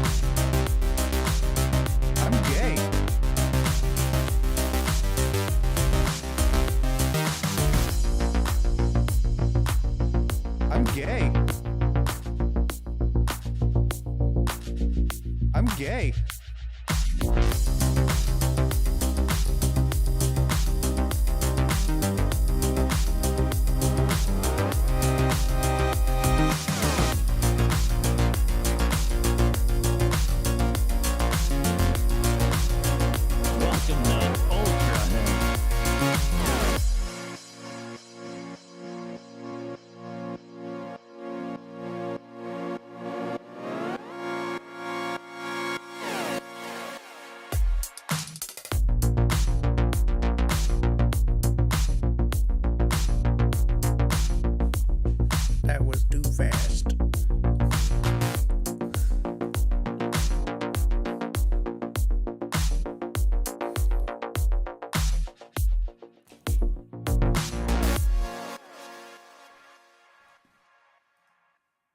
Oh, it's time for class. Class is in session! Roll call. Bueller. I'm gonna be late for class. Bueller. Am I hallucinating here? Just what in the hell do you think you're doing? I'm late for class. You are mine now. You belong to me. Did you study for the test? No more complaining. No more Mr. Kimble to go to the bathroom. Nothing. There is no bathroom. Welcome to another episode of Middle Class Film Class Movie Review Edition. I'm your host for today, Tyler. I'm Joseph. And I'm Peter. And today we're going to be reviewing my pick on the Wheel of Destiny, Teeth. Once in a great while, a film is made that haunts audiences for years to come. There might be something weird going on. The most alarming cautionary tale for men since Fatal Attraction. There is something inside of me that's lethal. Wicked. Don't worry, I'm not gonna bite you. The phenomenon that has critics talking will leave the whole world terrified. Audiences will be daring themselves to see Teeth, rated R, now playing. Great film. Now playing. Yeah, now playing. That sounded like the Thanksgiving trailer from the fake Thanksgiving trailer between. Oh yeah. What was that between Planet Terror and? Oh, was that one? Death Proof? Was it between Death Proof and Planet Terror? The fake trailers. Oh yeah. Yeah, I think so. Yeah, it really did. Don't answer the door. Yeah, that other one. That was another good one. Yeah. Don't. So 2007 Teeth. It's about Dawn. It's a lot of teeth. 2007. It's about the character Dawn, who's an active member of her high school chastity club. But when she meets Toby, nature takes its course, and the pair answer the call. They suddenly learn she is a living example of the vagina dentata myth when the encounter takes a grisly turn. Can you take that one again? Vagina dentata. Say it again. Dentata. There you go. Vagina that's what I said. dentata. Vagina dentata. Vagina? That sounds like a delicious Italian dish. It kind of does a little bit. I'll have the dentata al dente. So this is a classified as a horror movie. It came out like when a lot of, I don't know, like cheesy horror movies were coming out. Okay. And like what? You know, like the like one I'm talking about. Dead Silence. Well, like, you know, like Jennifer's Body. Not cheesy. That came out in 2009, I thought. Well, I mean, a couple of years removed, I guess. The Mist, Dead Silence, 28 Weeks Later, 30 Days of Night, 1408, Paranormal Activity, Halloween remake. And in 2006, the year before that, we had Final Destination 3 with the roller coaster. Oh yeah, that's right. Silent Hill, Saint No Evil, Hatchet, The Hills Have Eyes. But it was essentially like Bug within the Bug wasn't that Slither? No. That like the I don't know how to classify. Ooh, Black Sheep. That was a fun one. I feel like I remember that. But Teeth, I picked this movie because I only saw it once. It wasn't when it came out, but I did see it like a couple of years later because of the premise of it, and I think everyone who's listening to the show can deduct on what. No, the movie tell is. us what it is. It's about a girl who has teeth in her hoo-ha. What's a hoo-ha? Hoo-ha. Come on. Shark bait. Hoo-ha. What's a hoo-ha? I don't get that. In her purse? In her privates. In her butt? Not her Publix. In her butt? Butt's a her private privates. place. Butt's a very private place. Anyways, I picked this movie because when her nipples? Those are private too. Her bathing suit area is what you're trying to say. Bathing suit area. But I her thought, undercarriage. Yeah. So I picked this movie because I only saw it once, and I remember coming out of this movie thinking this was a really good movie because there's a lot of existential things that you can infer about her being, pure, as they call it, and as they call it. Yeah. One might say pure. But it definitely, I feel like, illustrates the struggle of trying to be pure in that age where hormones are changing, bodies are changing, and when also you're horny as fuck. Mm-hmm. Yeah. And so I I thought about it when I picked the movie for the wheel. I was thinking, you know what? I haven't seen this movie in a while. I think it's the third time time to you revisit. said that. The reason why I wanted this because I haven't seen it in a while. Well, I mean, you guys keep derailing me. But yeah, it was right. Yeah. Great. So yeah, Teeth, great movie. And there's that not your initial reaction. Well, are you going to take the lead on this again? Well, no, I'm not going to take the lead. I'm going to be benevolent, and I'm going to let's just get with the initial reactions. Joseph, what did you think about Teeth? This is my first time watch. Yeah, first time watching it. I've definitely heard of this movie. It had a, what do you call it? Reputation? Yeah, for sure. Reputation. And, it's like Rubber. It's that movie. I'm like, oh, that's what that movie's about. Okay. I've seen I've seen the cave scene before I watched the whole movie, and I was like, you I would hate to be that guy. And I never watched the movie. I never took the time. I don't know if I really had an interest in watching it. And so yeah, this was my first time watching it, and I can't say that I had a good time watching it. Oh. And I feel like I understand you could take it at face value. It's like woman has vagina, but has a monster in her trap, right? What's a trap? Right? The hot box. Yeah, the hot box. Angry Otter says, a hot box. And is a almost like has a mind of its own, and who's a good person and who's a bad person, you know. And what happens to the bad person is like they get the worst thing that could happen to a man. Get your dick bit off, chopped off, by the very thing that you are taking advantage of. Yeah. And so my laptop just died. But so I understood the message. But as a movie, I don't know. I don't know. I just didn't enjoy myself. I didn't particularly like it.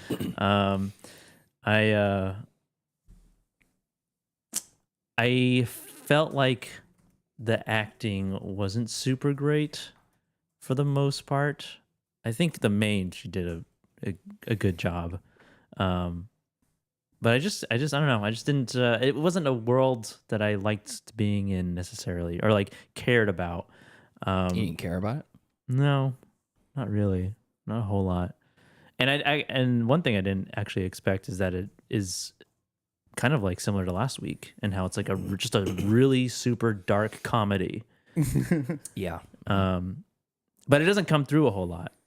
That trailer definitely paints it as more of that. Straight up, That 30-second teaser definitely paints it more in that regard. But I had never seen a trailer for this movie. But I don't know. Yeah, it just didn't do a whole lot for me. Okay. Yeah. I'm sad to hear that, but that's fine. Pete, was this your first time watching Teeth? Yeah, I thought I'd seen this movie before. Honestly, it's in the zeitgeist. I feel like it's like Rubber, where it's a simple concept. Yeah. A tire comes to life with telepathic powers. It can destroy crows in an instant. That's Rubber. And Teeth is like, Joseph, we're not rolling on Audacity. Oh, what the fuck? Come on.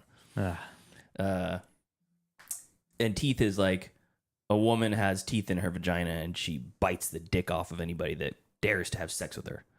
That's like the one-line plot. And I could have sworn I'd seen it before. And then, like Joseph said, I'd seen that cave scene before. I definitely have seen the cave scene before, because the entire thing, all I thought it was, there's something about water. There's like a waterfall or something like that. And I'm like, as the movie gets going, I thought, this is intentionally campy, and it really works for me in that regard. I definitely haven't seen it before, because there's the entire subplot about her being chaste and being in the chastity club and all that stuff, I don't remember any of that. So I think I'd just seen the one scene before and thought, oh yeah, okay, I don't have to see it. Yeah. No, I get it. Yeah, I get the basic gist of it. And I really enjoyed myself. I thought this was way better than I was expecting it to be. I was thinking it was going to be like just the same joke over and over again. Maybe not a joke, but maybe more like a Attack of the Killer Tomatoes or Killer Clowns from Outer Space. And it's like, isn't this crazy? The tomato's killing people. Oh, she's got a vagina teeth. Yeah, that's crazy. But it's like it has a way more weight to the message, and every man in this is a piece of shit. Even the old guy that picks her up is like, oh yeah, oh, that creeped me out so much. Where did he find that guy? Where did he find he that was guy? just there. He was just there one day. He was on craft services. He's the guy that brought everybody to Chipotle. That guy looks creepy. Yeah.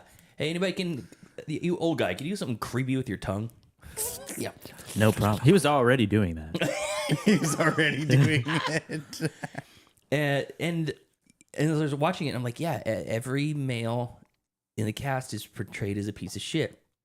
Maybe not the dad. The dad was like the best male in that whole movie. And he still wasn't great. I mean, he's not terrible, but he just let his piece of shit son continue to be a piece of shit loser his entire life and smoking weed, banging random goth girls in the bathroom. Has a live gun in his Yeah, has a gun in the room. He's got a cage for his Rottweiler that has the back of it's open to the backyard. Yeah, that's wild. That was interesting. Mm-hmm. Like bugs gonna get in and stuff. It's like an inverse catio. Yeah. It's like they have the patio for the inside of the house. Mm-hmm. So, I think that the actor who played the main character, I didn't even recognize her name at all. Jess Wexler is her name. Yeah. She played Dawn, and she was really good.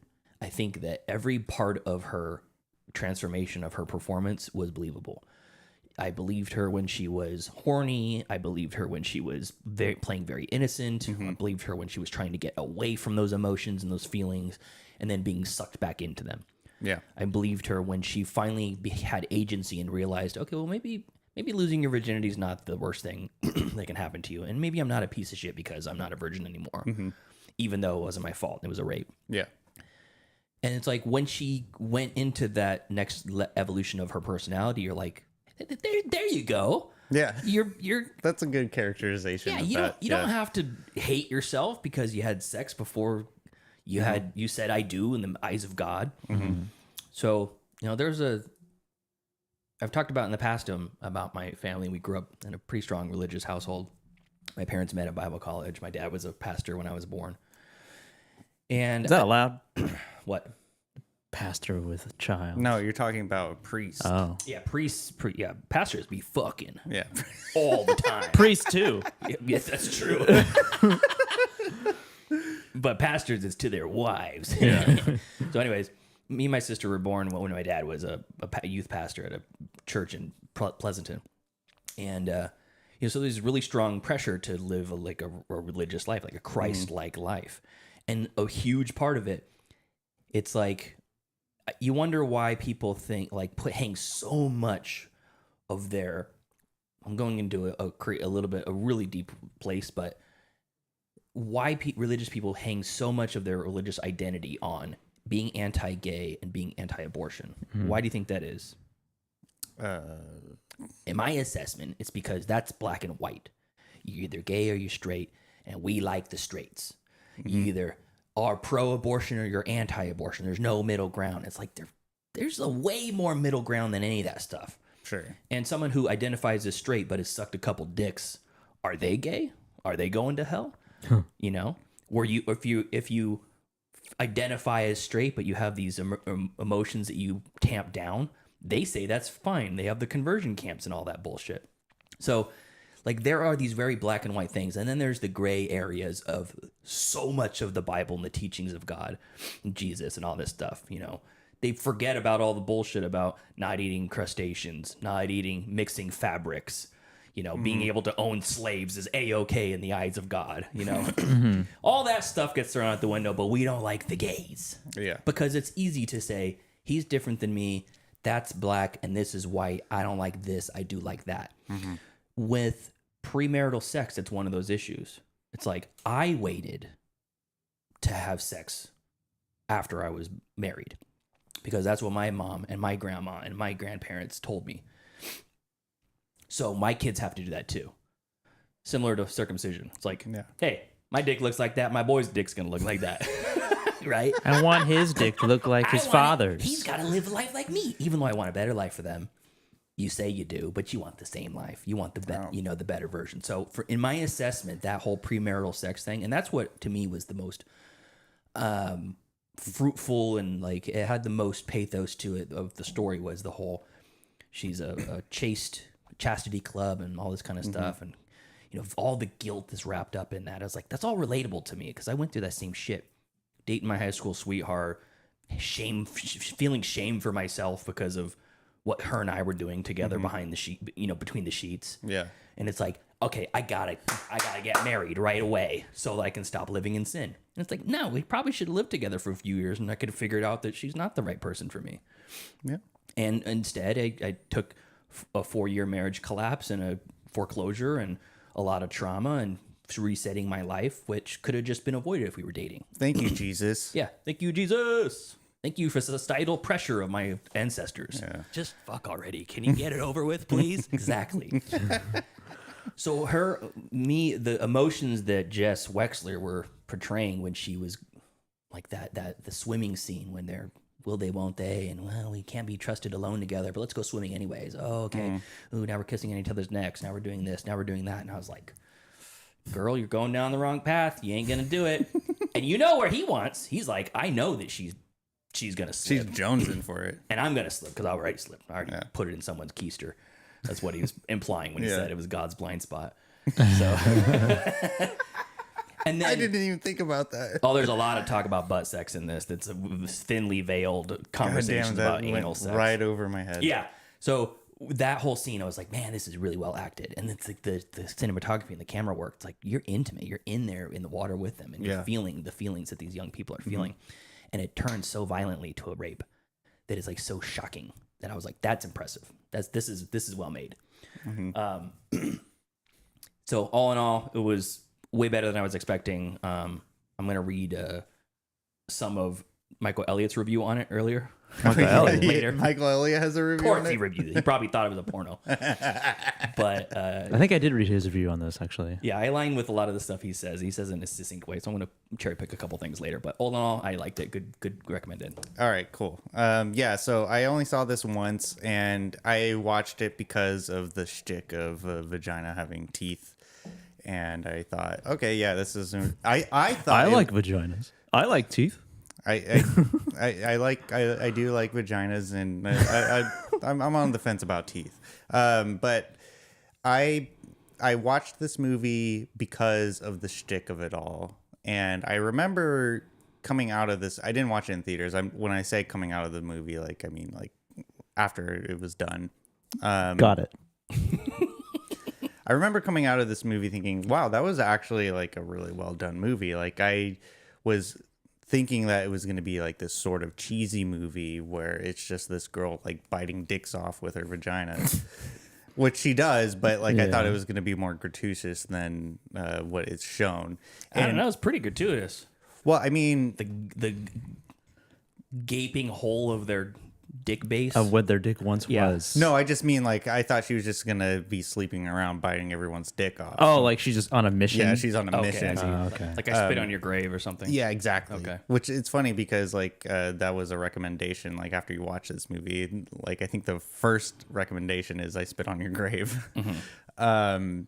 So I went into that movie initially thinking that it was going to be that, and it wasn't. And I thought it was really good. But then I put it on the shelf in the back of my mind, and it gathered some dust. And then when it came time to put a new movie on the wheel, it just came up, just popped up randomly. I was like, oh, Teeth. I haven't thought about that movie in a long time. Yeah.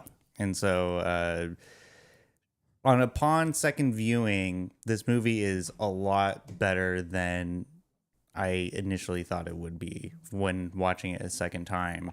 You were expecting it to be even worse than you remember? Yeah. Yeah, I was. Like, when I picked that movie, I was like, oh man, this is going to be bad. I don't even know what I was thinking. It's going to be like Cold Creek Manor all over again. Yeah. Well, that movie was funny.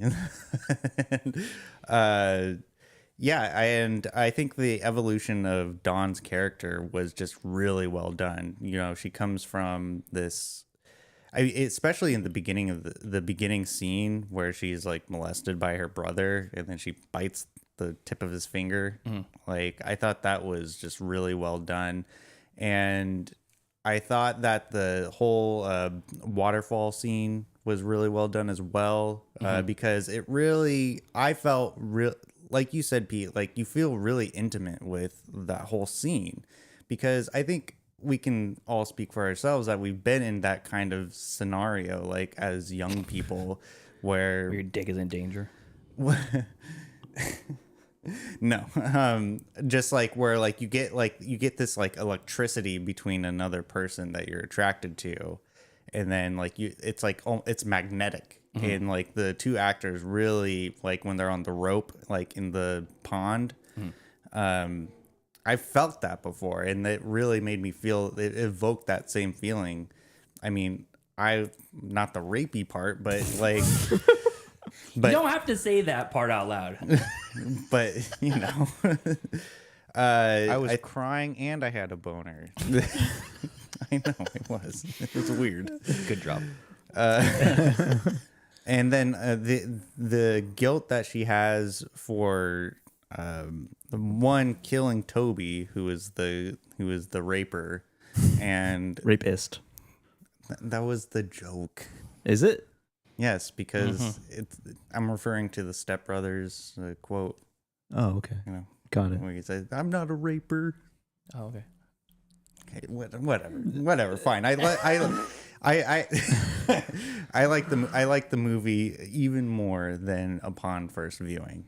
Nice, good. So it's been what, like over a decade? Yeah. Right. Yeah, and I think this movie still holds up. I think this movie could be released today, and it would have even more relevance than it did when it first came out in 2007. More raping. I don't know about that, but. Yeah, so well done, you. Pat on your own back for your own pick. Yes, thank you, Tyler. I think So I think the low budget nature, the look of the movie too helps it feel more charming, in a sense. And I don't know if I would describe this movie as charming. I think there's a charm to it. Absolutely. Yeah, more like a curse. Yeah, I mean, the things that happen are cursed, but I don't know. It feels like they wanted to get a message across. There was some interesting stuff between like the evolution of this chastity club, and I've been in those rooms. It's just as cringy, in real life as it is in the movie. I'm sure it is. Where they're like, everyone's like, and you wouldn't, if you had a whole plate of cupcakes, and one of them someone had licked all over the frosting, which one of the cupcakes would you want? I don't want that one. And what if one of them they put their dick inside of it? You're definitely not going to want that. I don't cupcake. remember that line. They don't say that part, but they're basically just saying if you making an analogy. Yeah, if you let your vagina be violated by some man, then no other man is going to want to eat your cupcake. Yeah, and How toxic is that? It's I mean, at the same time, it's good. It's like it's good message to be like, protect your sanctity. Don't give your shit away to anybody who doesn't care about you. Like that's good, but I think that there's with good intentions comes along this like societal pressure that ends up being misogynistic in a way. Right. Like it's slut shaming. Well, just in this fucking school, they show the picture of the penis and they don't show the diagram of the vagina. Yeah, they put the sticker over the vagina. It's That's a perfect analogy. It's different. Yeah. Okay. Listen, okay, because you can see all of my stuff, but all your stuff's hidden. God hid it. Yeah. So we should hide it too. Yeah, I just Dick's A-okay, which is not true because dicks are not A-okay? No, what I'm saying is in terms of like movies and mainstream media, like they primarily show female nudity. That's a good point. Over male nudity. Yeah. We want more dick. Yeah. Not enough hanging dong in cinema is basically it. True. Robert Eggers is single-handedly fixing that for us. Yeah, and actually there is hanging dong in this very movie. Yeah. And it's not it's not hanging. It's on the ground. It's severed. Yeah. It's severed well, dong. That too, but like the final shot of her stepbrother with the dick falling out is so funny. Oh, yeah, He's like, "Where is it?" Bonk. Yeah. Yeah. I thought it was gonna eat it like it just consumes it. Oh, okay. Not just like bites it off and lets it go. Just like eats it It's for like sustenance. Catch and release. It's vagina dentata, not stomach tata. Yeah. Yeah, I mean, I think this movie definitely highlights like the perversion that predatory males put upon females in our society, like through any society too, because it's done. I think what this movie did, it did it so naturally. Like, so you think Toby is like, obviously, like you can think like he has other intentions. Or Toby's the first boyfriend. Yeah, Toby's the first cave one. Cave guy, Toby. Obviously, he has different motives. Like he has, like I mean, he's a boy, and Well, he got the first taste of it. and then but you know he becomes an asshole, and he's like, oh no, it's okay. Bangs her head on a rock, and he's like, well, she's unconscious, just like Colin Farrell or Turner, Brock Turner. What? Colin Farrell from what's it called? Killing of a Sacred Deer. Oh yeah. Just pretend like you're unconscious, babe. That's my kink. Yeah. What do you want, general anesthesia? Yeah, it was like I thought he was gonna stop at some point. He's like, no, just it's fine. You don't. I have to haven't do jerked off since Easter. I know. I've had diarrhea since I was Easter's. just gonna say I thought that same line when I heard that. Don't you know I haven't jerked off since Easter's? Yeah. It's like Jesus Christ, dude. Like so, like Really, the second guy that she has sex with too is even not. I wouldn't. It's disheartening because the guy who says he's like he seems like a good guy, but then he's in the garage room. Yeah. And then he answers the phone. He's like, she's here right now. Talk, Dawn. And she's like, what? No, she says no. And then it's like the 180 from him, and it's funny because when me and Brianna we watched this together on Valentine's Day. It's a good. I know what a movie for Valentine's. It's a good Classic Valentine's Day movie. Yeah. We were watching that scene, and I looked away for a second, and I'm like, "What is he? He's got like a vibrator or something." Pocket pussy. She wakes up and is like into it, and he's like feeling her up and vibrating and things, and Brianna's like, "Oh yeah, he's raping her or something like that," and I'm like, "It looks like she's like into it," and she goes, "Well." He gave him those pills. Pills. Didn't he give her pills? So he kind of drugged her. Yeah. And I didn't put the two and two together on that. I didn't really see the A to B on it or whatever. But ultimately, it was like, then she willingly has sex with him afterwards the second time. Mm-hmm. And Brianna's like, now I'm confused. She was hypnotized. Like, is he a good guy? Is this a rape? Is this not a rape? Is it whatever? And then when he picks up the phone and it was a ulterior motives and surreptitious, pretending to be somebody you're not. It's like, it's a form of rape. Yeah. Like if you were to say, I'm a millionaire, I'll give you $1 million. And if you have sex with me and date me, and then turns out you're one of us jack-offs. Yeah, and it's interesting that she takes inspiration from Medusa too, because Medusa turns men into stone when they rock hard. Yeah, yeah. And then eventually, and then chops their dick off. And then chops their dick off. And so like I really like that juxtaposition of like her thinking that she's Medusa and that she's gonna turn these bad men into stone. Oh, take away the power at least. Well, yeah, I guess turn them into eunuchs. Yeah. And it's really interesting too because in the final scene where she's in the car and the guy is like doing that weird tongue thing, she's like trying to get out of the car, and then eventually she's like, wait a minute, I have teeth in my vagina. And then she still has sex with the guy. That's the worst part. Yeah, she has to go through that phase first. I know. He's got to get his old balls. You're not like she can just jump on and bite it off real quick. There's a lead up to it. You still got to see the guy naked. You got to smell the thing. What I really also liked about this movie too is just how simple the movie is. Like the plot moves forward. It's like, so simple. Yes. I felt bad that her mom died. I didn't need that. I think died of. She had cancer or something. She was fighting an unknown illness. Oh, okay. I think the even more fucked up part about it too is that like when there's a scene where the girlfriend that the brother was messing around with, she was at the hospital with them for whatever reason. I don't know why. And she said, yeah, she was screaming, but he said not to worry about it. Yeah. And so that was like when it triggered her to be like, I'm okay, gonna go kill my stepbrother by snoo snoo. Yeah. Death by snoo snoo. Yeah. I mean, like, I don't know if a lot of people know this, but if you get your dick chopped off, you'll bleed out. I looked it up. You won't. Really? You'll be fine. I thought I like how you looked it up. I thought the same thing. Because if I got myself into this situation, yeah, I thought the same thing. Brianna was actually Googling it before I even had a chance to look it up, and she goes, "Yes, small appendage, small appendage amputation rarely results in death from blood loss." Really? Yeah. if you got your tongue chopped off, you might die. My whole life, I thought if you got your dick chopped off, you'd die by bleeding. Now, maybe it's different if maybe it's because you kill yourself after. Yeah. Maybe if it's different if you're like erect when it happens because there's like forced blood flow. Okay. But by and large, it says the internet, which never lies, says you'd be fine. Okay. Well, I'm just glad, I learned something new today. I'm glad that I watched this with a woman because I was able to bounce ideas off her and stuff. And the gynecologist. What do you think about that? Well, the you think he was in the wrong? Yeah. So is that rape or? You were questioning that? No. The gynecology scene, the gynecologist office visit scene. Oh, that one. That was a creepy scene. That was probably there's a lot of creepy scenes in this, and the doctor one was the creepiest one. Where was the nurse at? There's supposed to be a female nurse when there's an examination going on. Do you know? With them. Is that true? Yes, it is. How do you know?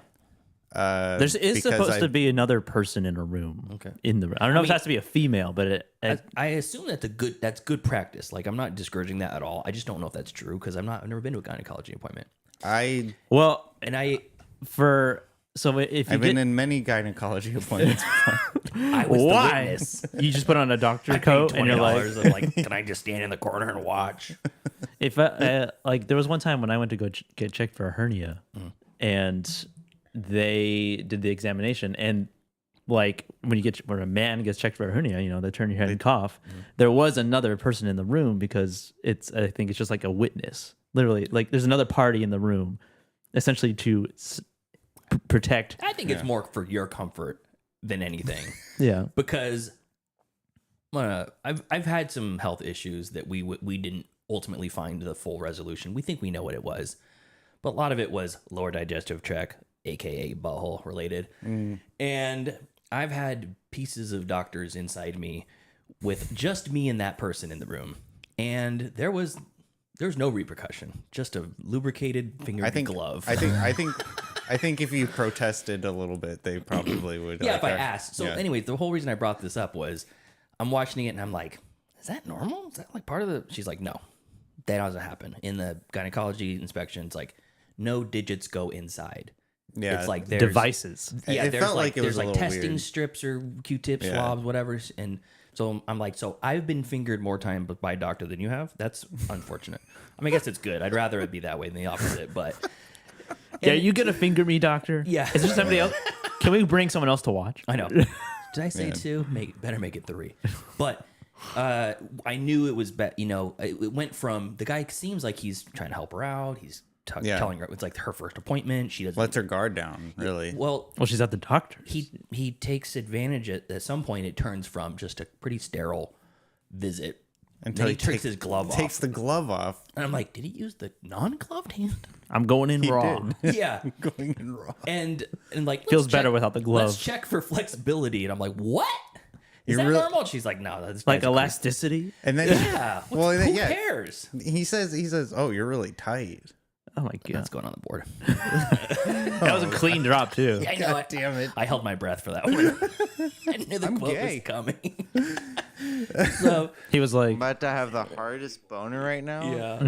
Yeah. And I was just very happy that he got it. And then when the reveal happened and all 4 fingers got bit off, I'm like, what was he doing?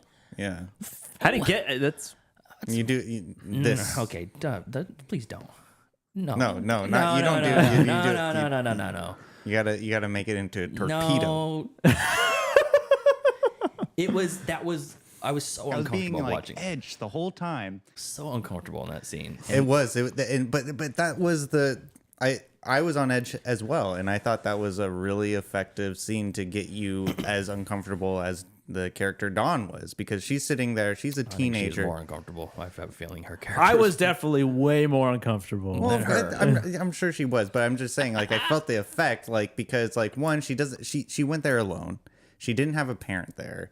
She didn't even have a female nurse supervising this teenage daughter. Is she over? Was she over 18? No, she's in high school still. She was still in high 17, school. 18. Okay, so that doctor was like, I don't know, man. That 15-year-old's pretty hot. Pretty much. Oh, God. Angry Otter says John Bobbitt survived. Survived having his dick chopped off? He's the most famous guy to have his dick chopped off. Oh. Lorraine Bobbitt is his wife, cut his dick off and threw Oh, it. that's right. Yeah. But who is John Bobbitt? He's just a guy. Oh, okay. That's why he's famous. We know him because he got his dick cut off, Oh. and it made the news. Did it grow back? No, they reattached it, I think. Did it reattach? There was a great... like a lizard. It grows back. There's a great old Conan O'Brien late night sketch with Andy Richter where he was... they reenacted like the court scene of the John and Lorraine Bobbitt case or whatever. Wow. And they found it and they reattached it. And it was him. He was the witness, and he's like, "So tell us about that day." And he goes, "I was jogging, kind of in the edge of town near the park, and he felt something hit me." And like, can you describe what he thought it was? I don't know, like a piece of chicken breast or something. Kind of here, across my ear and my cheek. Oh, the person who got hit by the dick because she threw it out the window as she was driving by.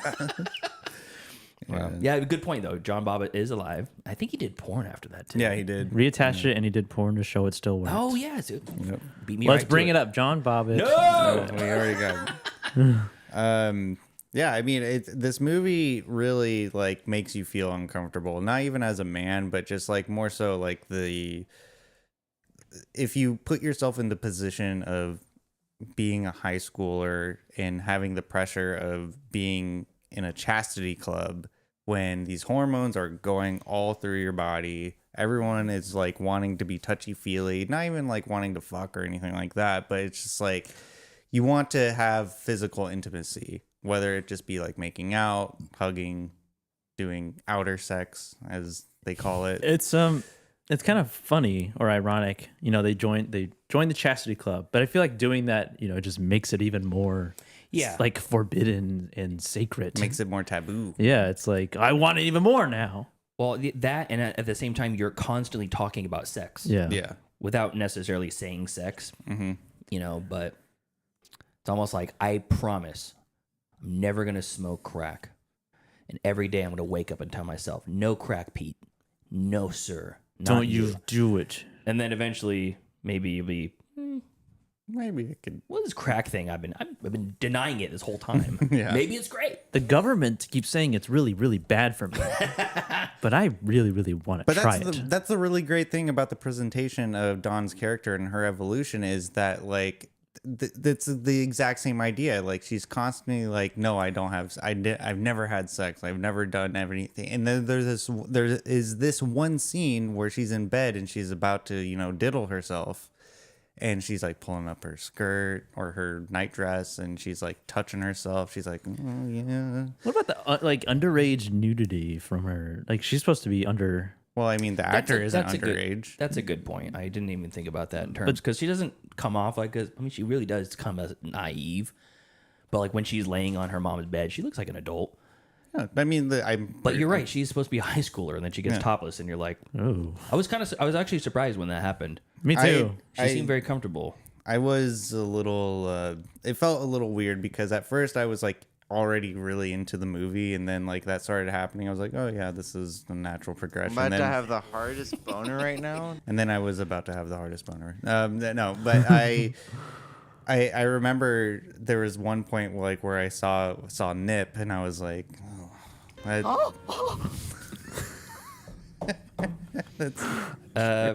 Let's change the topic for a second. Not true. Binge Lord Dan just popped into the chat and says, "Hey everyone, I'm just popping in to tell you that Paddington in Peru is not the masterpiece that Paddington 2 is, but it's still fun and a disgustingly wholesome romp." Disgustingly wholesome. Yeah. Oh. Drippingly wholesome. Let's see here. Padding. Lousy with romp. Oh, just like teeth.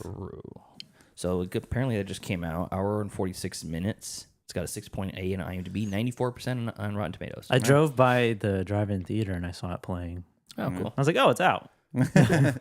Yeah. I'm really glad that they didn't try to attempt to explain why she had teeth in her vagina. They kind of did half-assedly, like where she was like Google searching or web searching the mutation, the adaptation. Adaptation. Well, they keep showing the smokestacks. I was gonna say that's that's nuclear. That's a reality. Yeah. Of it. It's her mom has cancer. They grew up next to the nuclear. Just like power Don't plant. Tell a Soul. Exactly. Yeah. Exactly. Yeah, that's I was Aaron thinking. Brockovich. Not as good as Don't Tell a Soul though. Yeah. I had a way better time watching that movie. Any specific scenes you wanted to call out, Joseph? Since you're the dissenter. No, because none of it really stuck with me. Ooh, I have a scene though. I mean the very opening of the movie with like the kids in the pool is like when you know like the situation, like when you know what that kid was doing to that other small child, it is like what the fuck. Yeah, it's like little kids are freaks though. Yeah. Just in general, you don't have to grow up to be a freak as a little kid. Freakazoids. Yeah. I just thought he was really creepy in general. Yeah, he was. I mean, that actor like really played a good creep, and he looked like the lead singer of Disturbed if he still had hair.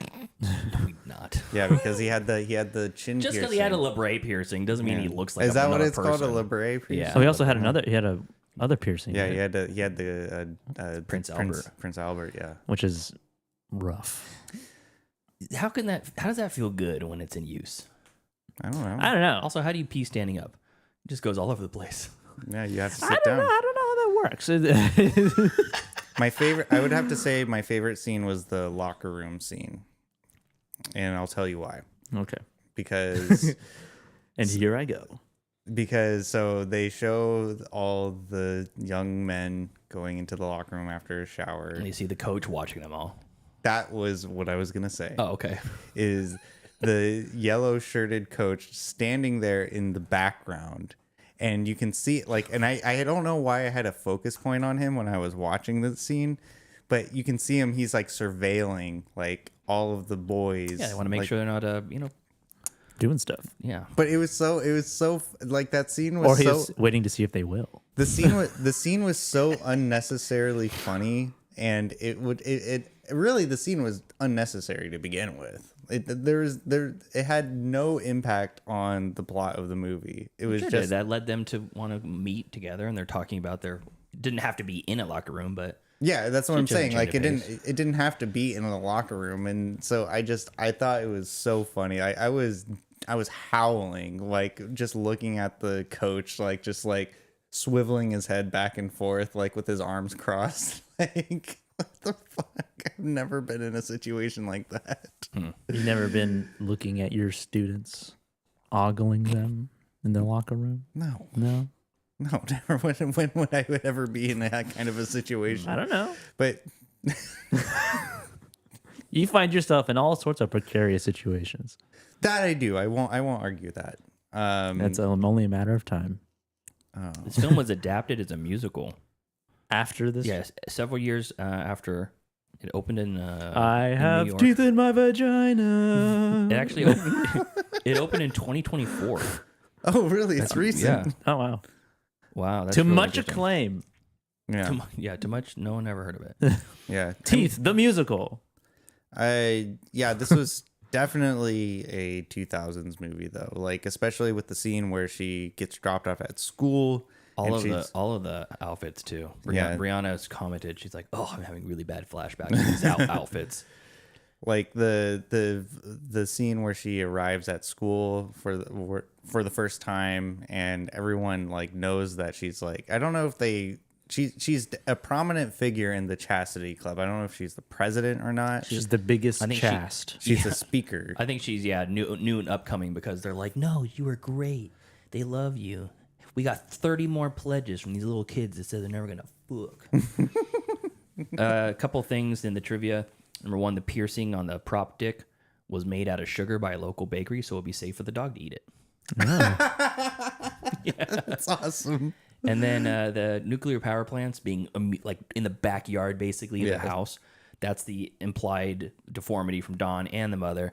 But the writer-director Mitchell Lichtenstein says the characters in the film, including Dawn, are so comically naive or just plain stupid that no one puts it together or realizes how bizarre it is that they live next door to a power plant. Yeah, okay. I can see that. This Mitchell and Lichtenstein, let's see here. What else has he done?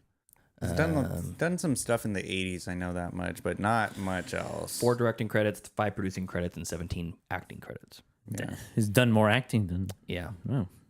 Law and Order. Yeah. As the World Turns, 2 episodes. Look at that. Look at him go. Yeah, I don't know anything of this stuff that he's actually done before, but it was a $2 million budget. I think it gets the job done. I like it. I do too. What did Michael Elliott have to say about Teeth? Oh yes, Michael Elliott. Let's good old Michael Elliott. Mike Elliott. Let's see here. Big fan of the show. What's he been doing? Watching porn.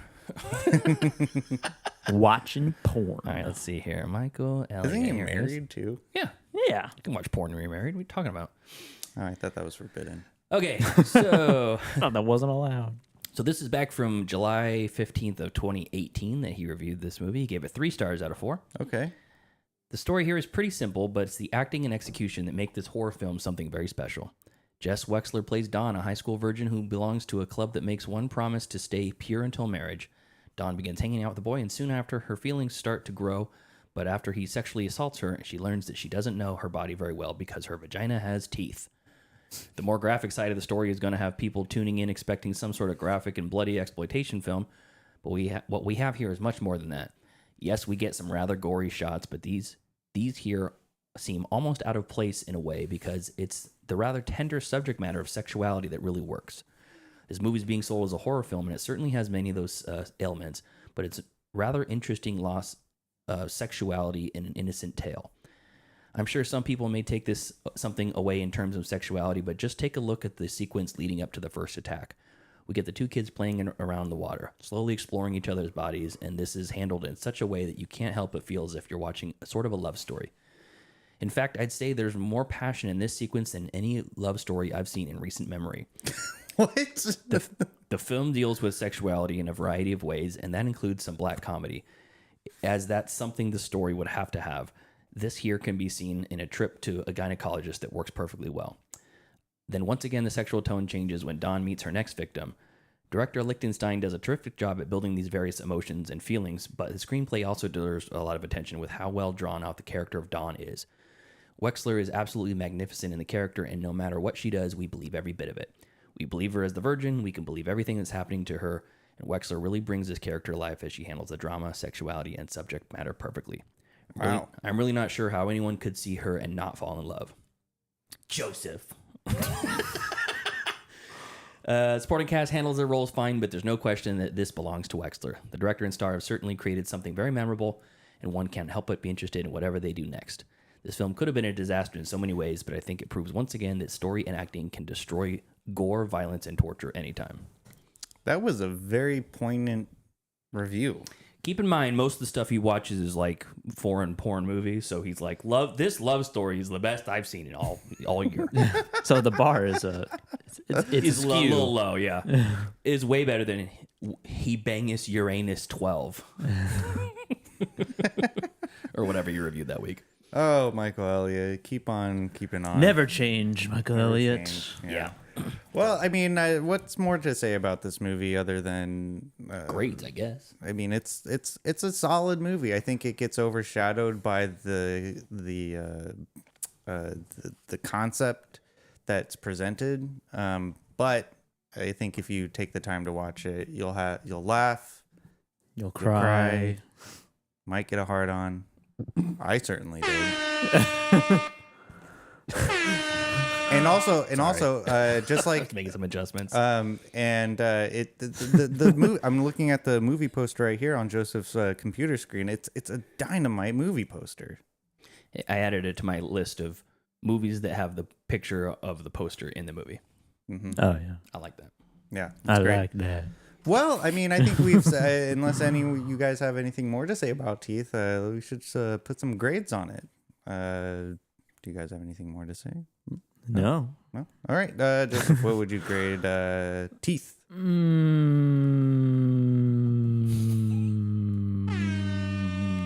Yeah. Man. Like it's a mid movie. What is that? What is YouTube intro? Oh. I don't know. I like a B. Somehow. Yeah. Yeah. Somehow. The movie gets a B. I just didn't like it. That's fair. Like, and you gave it a B still? But I appreciated it. Oh, okay. You know, I saw everything that was presented to me. I understood it, but how it was presented to me, not a fan of. No. Okay. Well, that's fair. That's fair. Pete, what would you give Teeth? I give it a B plus. Yeah. Okay. I liked the kind of naivete of most of the characters, and there's a couple of moments from a couple of characters that I thought, this is bad acting, and then I thought, no, this guy's supposed to be 17, and that's how 17-year-olds act. That's a good point. Yeah, there was a number of times where that was a kind of represented itself. Like, yeah, this is not Shakespeare. This is not Daniel Day-Lewis with a breakout performance. But it's like, these are teenagers, and teenagers are not ultra smooth and suave, and they kind of talk like that, and they kind of just want to get their dick wet. Good point, Joseph. Exactly. So B plus. I'm gonna piggyback on you. B plus for me as well. Please don't piggyback on me. Okay. Well, I am sore from my trip. Well, I cannot carry you. Okay. Well, then I guess I'm just gonna have to. I'll hold your hand. Yeah, I just need my hand held through this. B plus for me as well. I think upon watching this movie through more of a critical eye, I appreciated it more than the first time I watched it. Because again, when I first watched it, I watched it for the concept, went in, still liked the movie. Like, I thought it was well shot. Like, I thought the acting of the teenagers was well acted because they acted like teenagers, like you said. And no, I want you to see you fuck. we saw that. We saw how that turned out.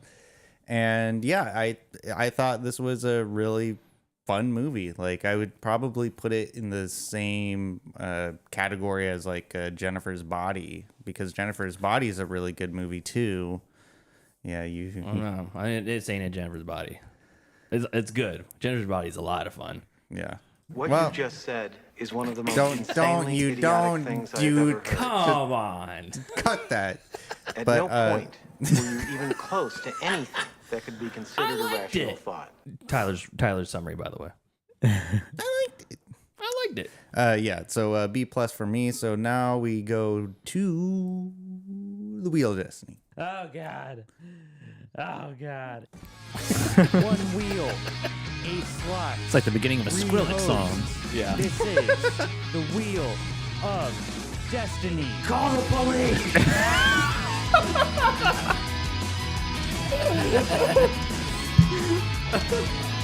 All right.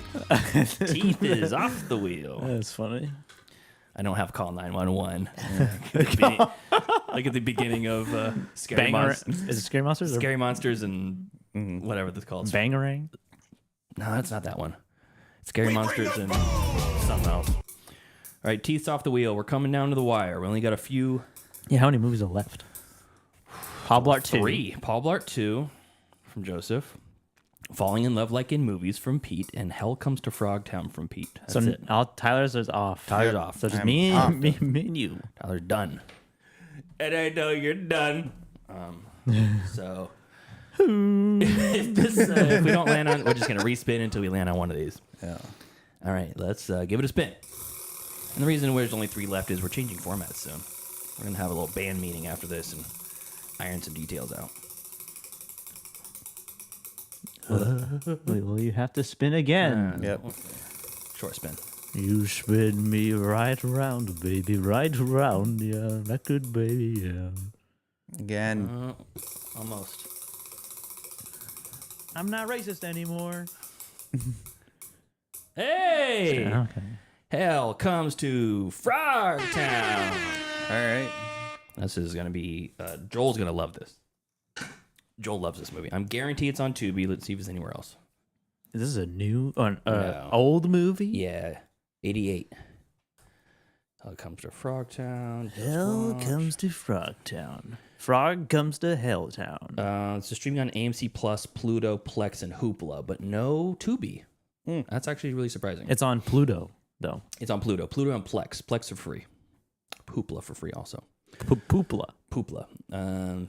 This is... This is a movie. This is the only scene that I've seen from it, and I'm going to play the audio of this right now.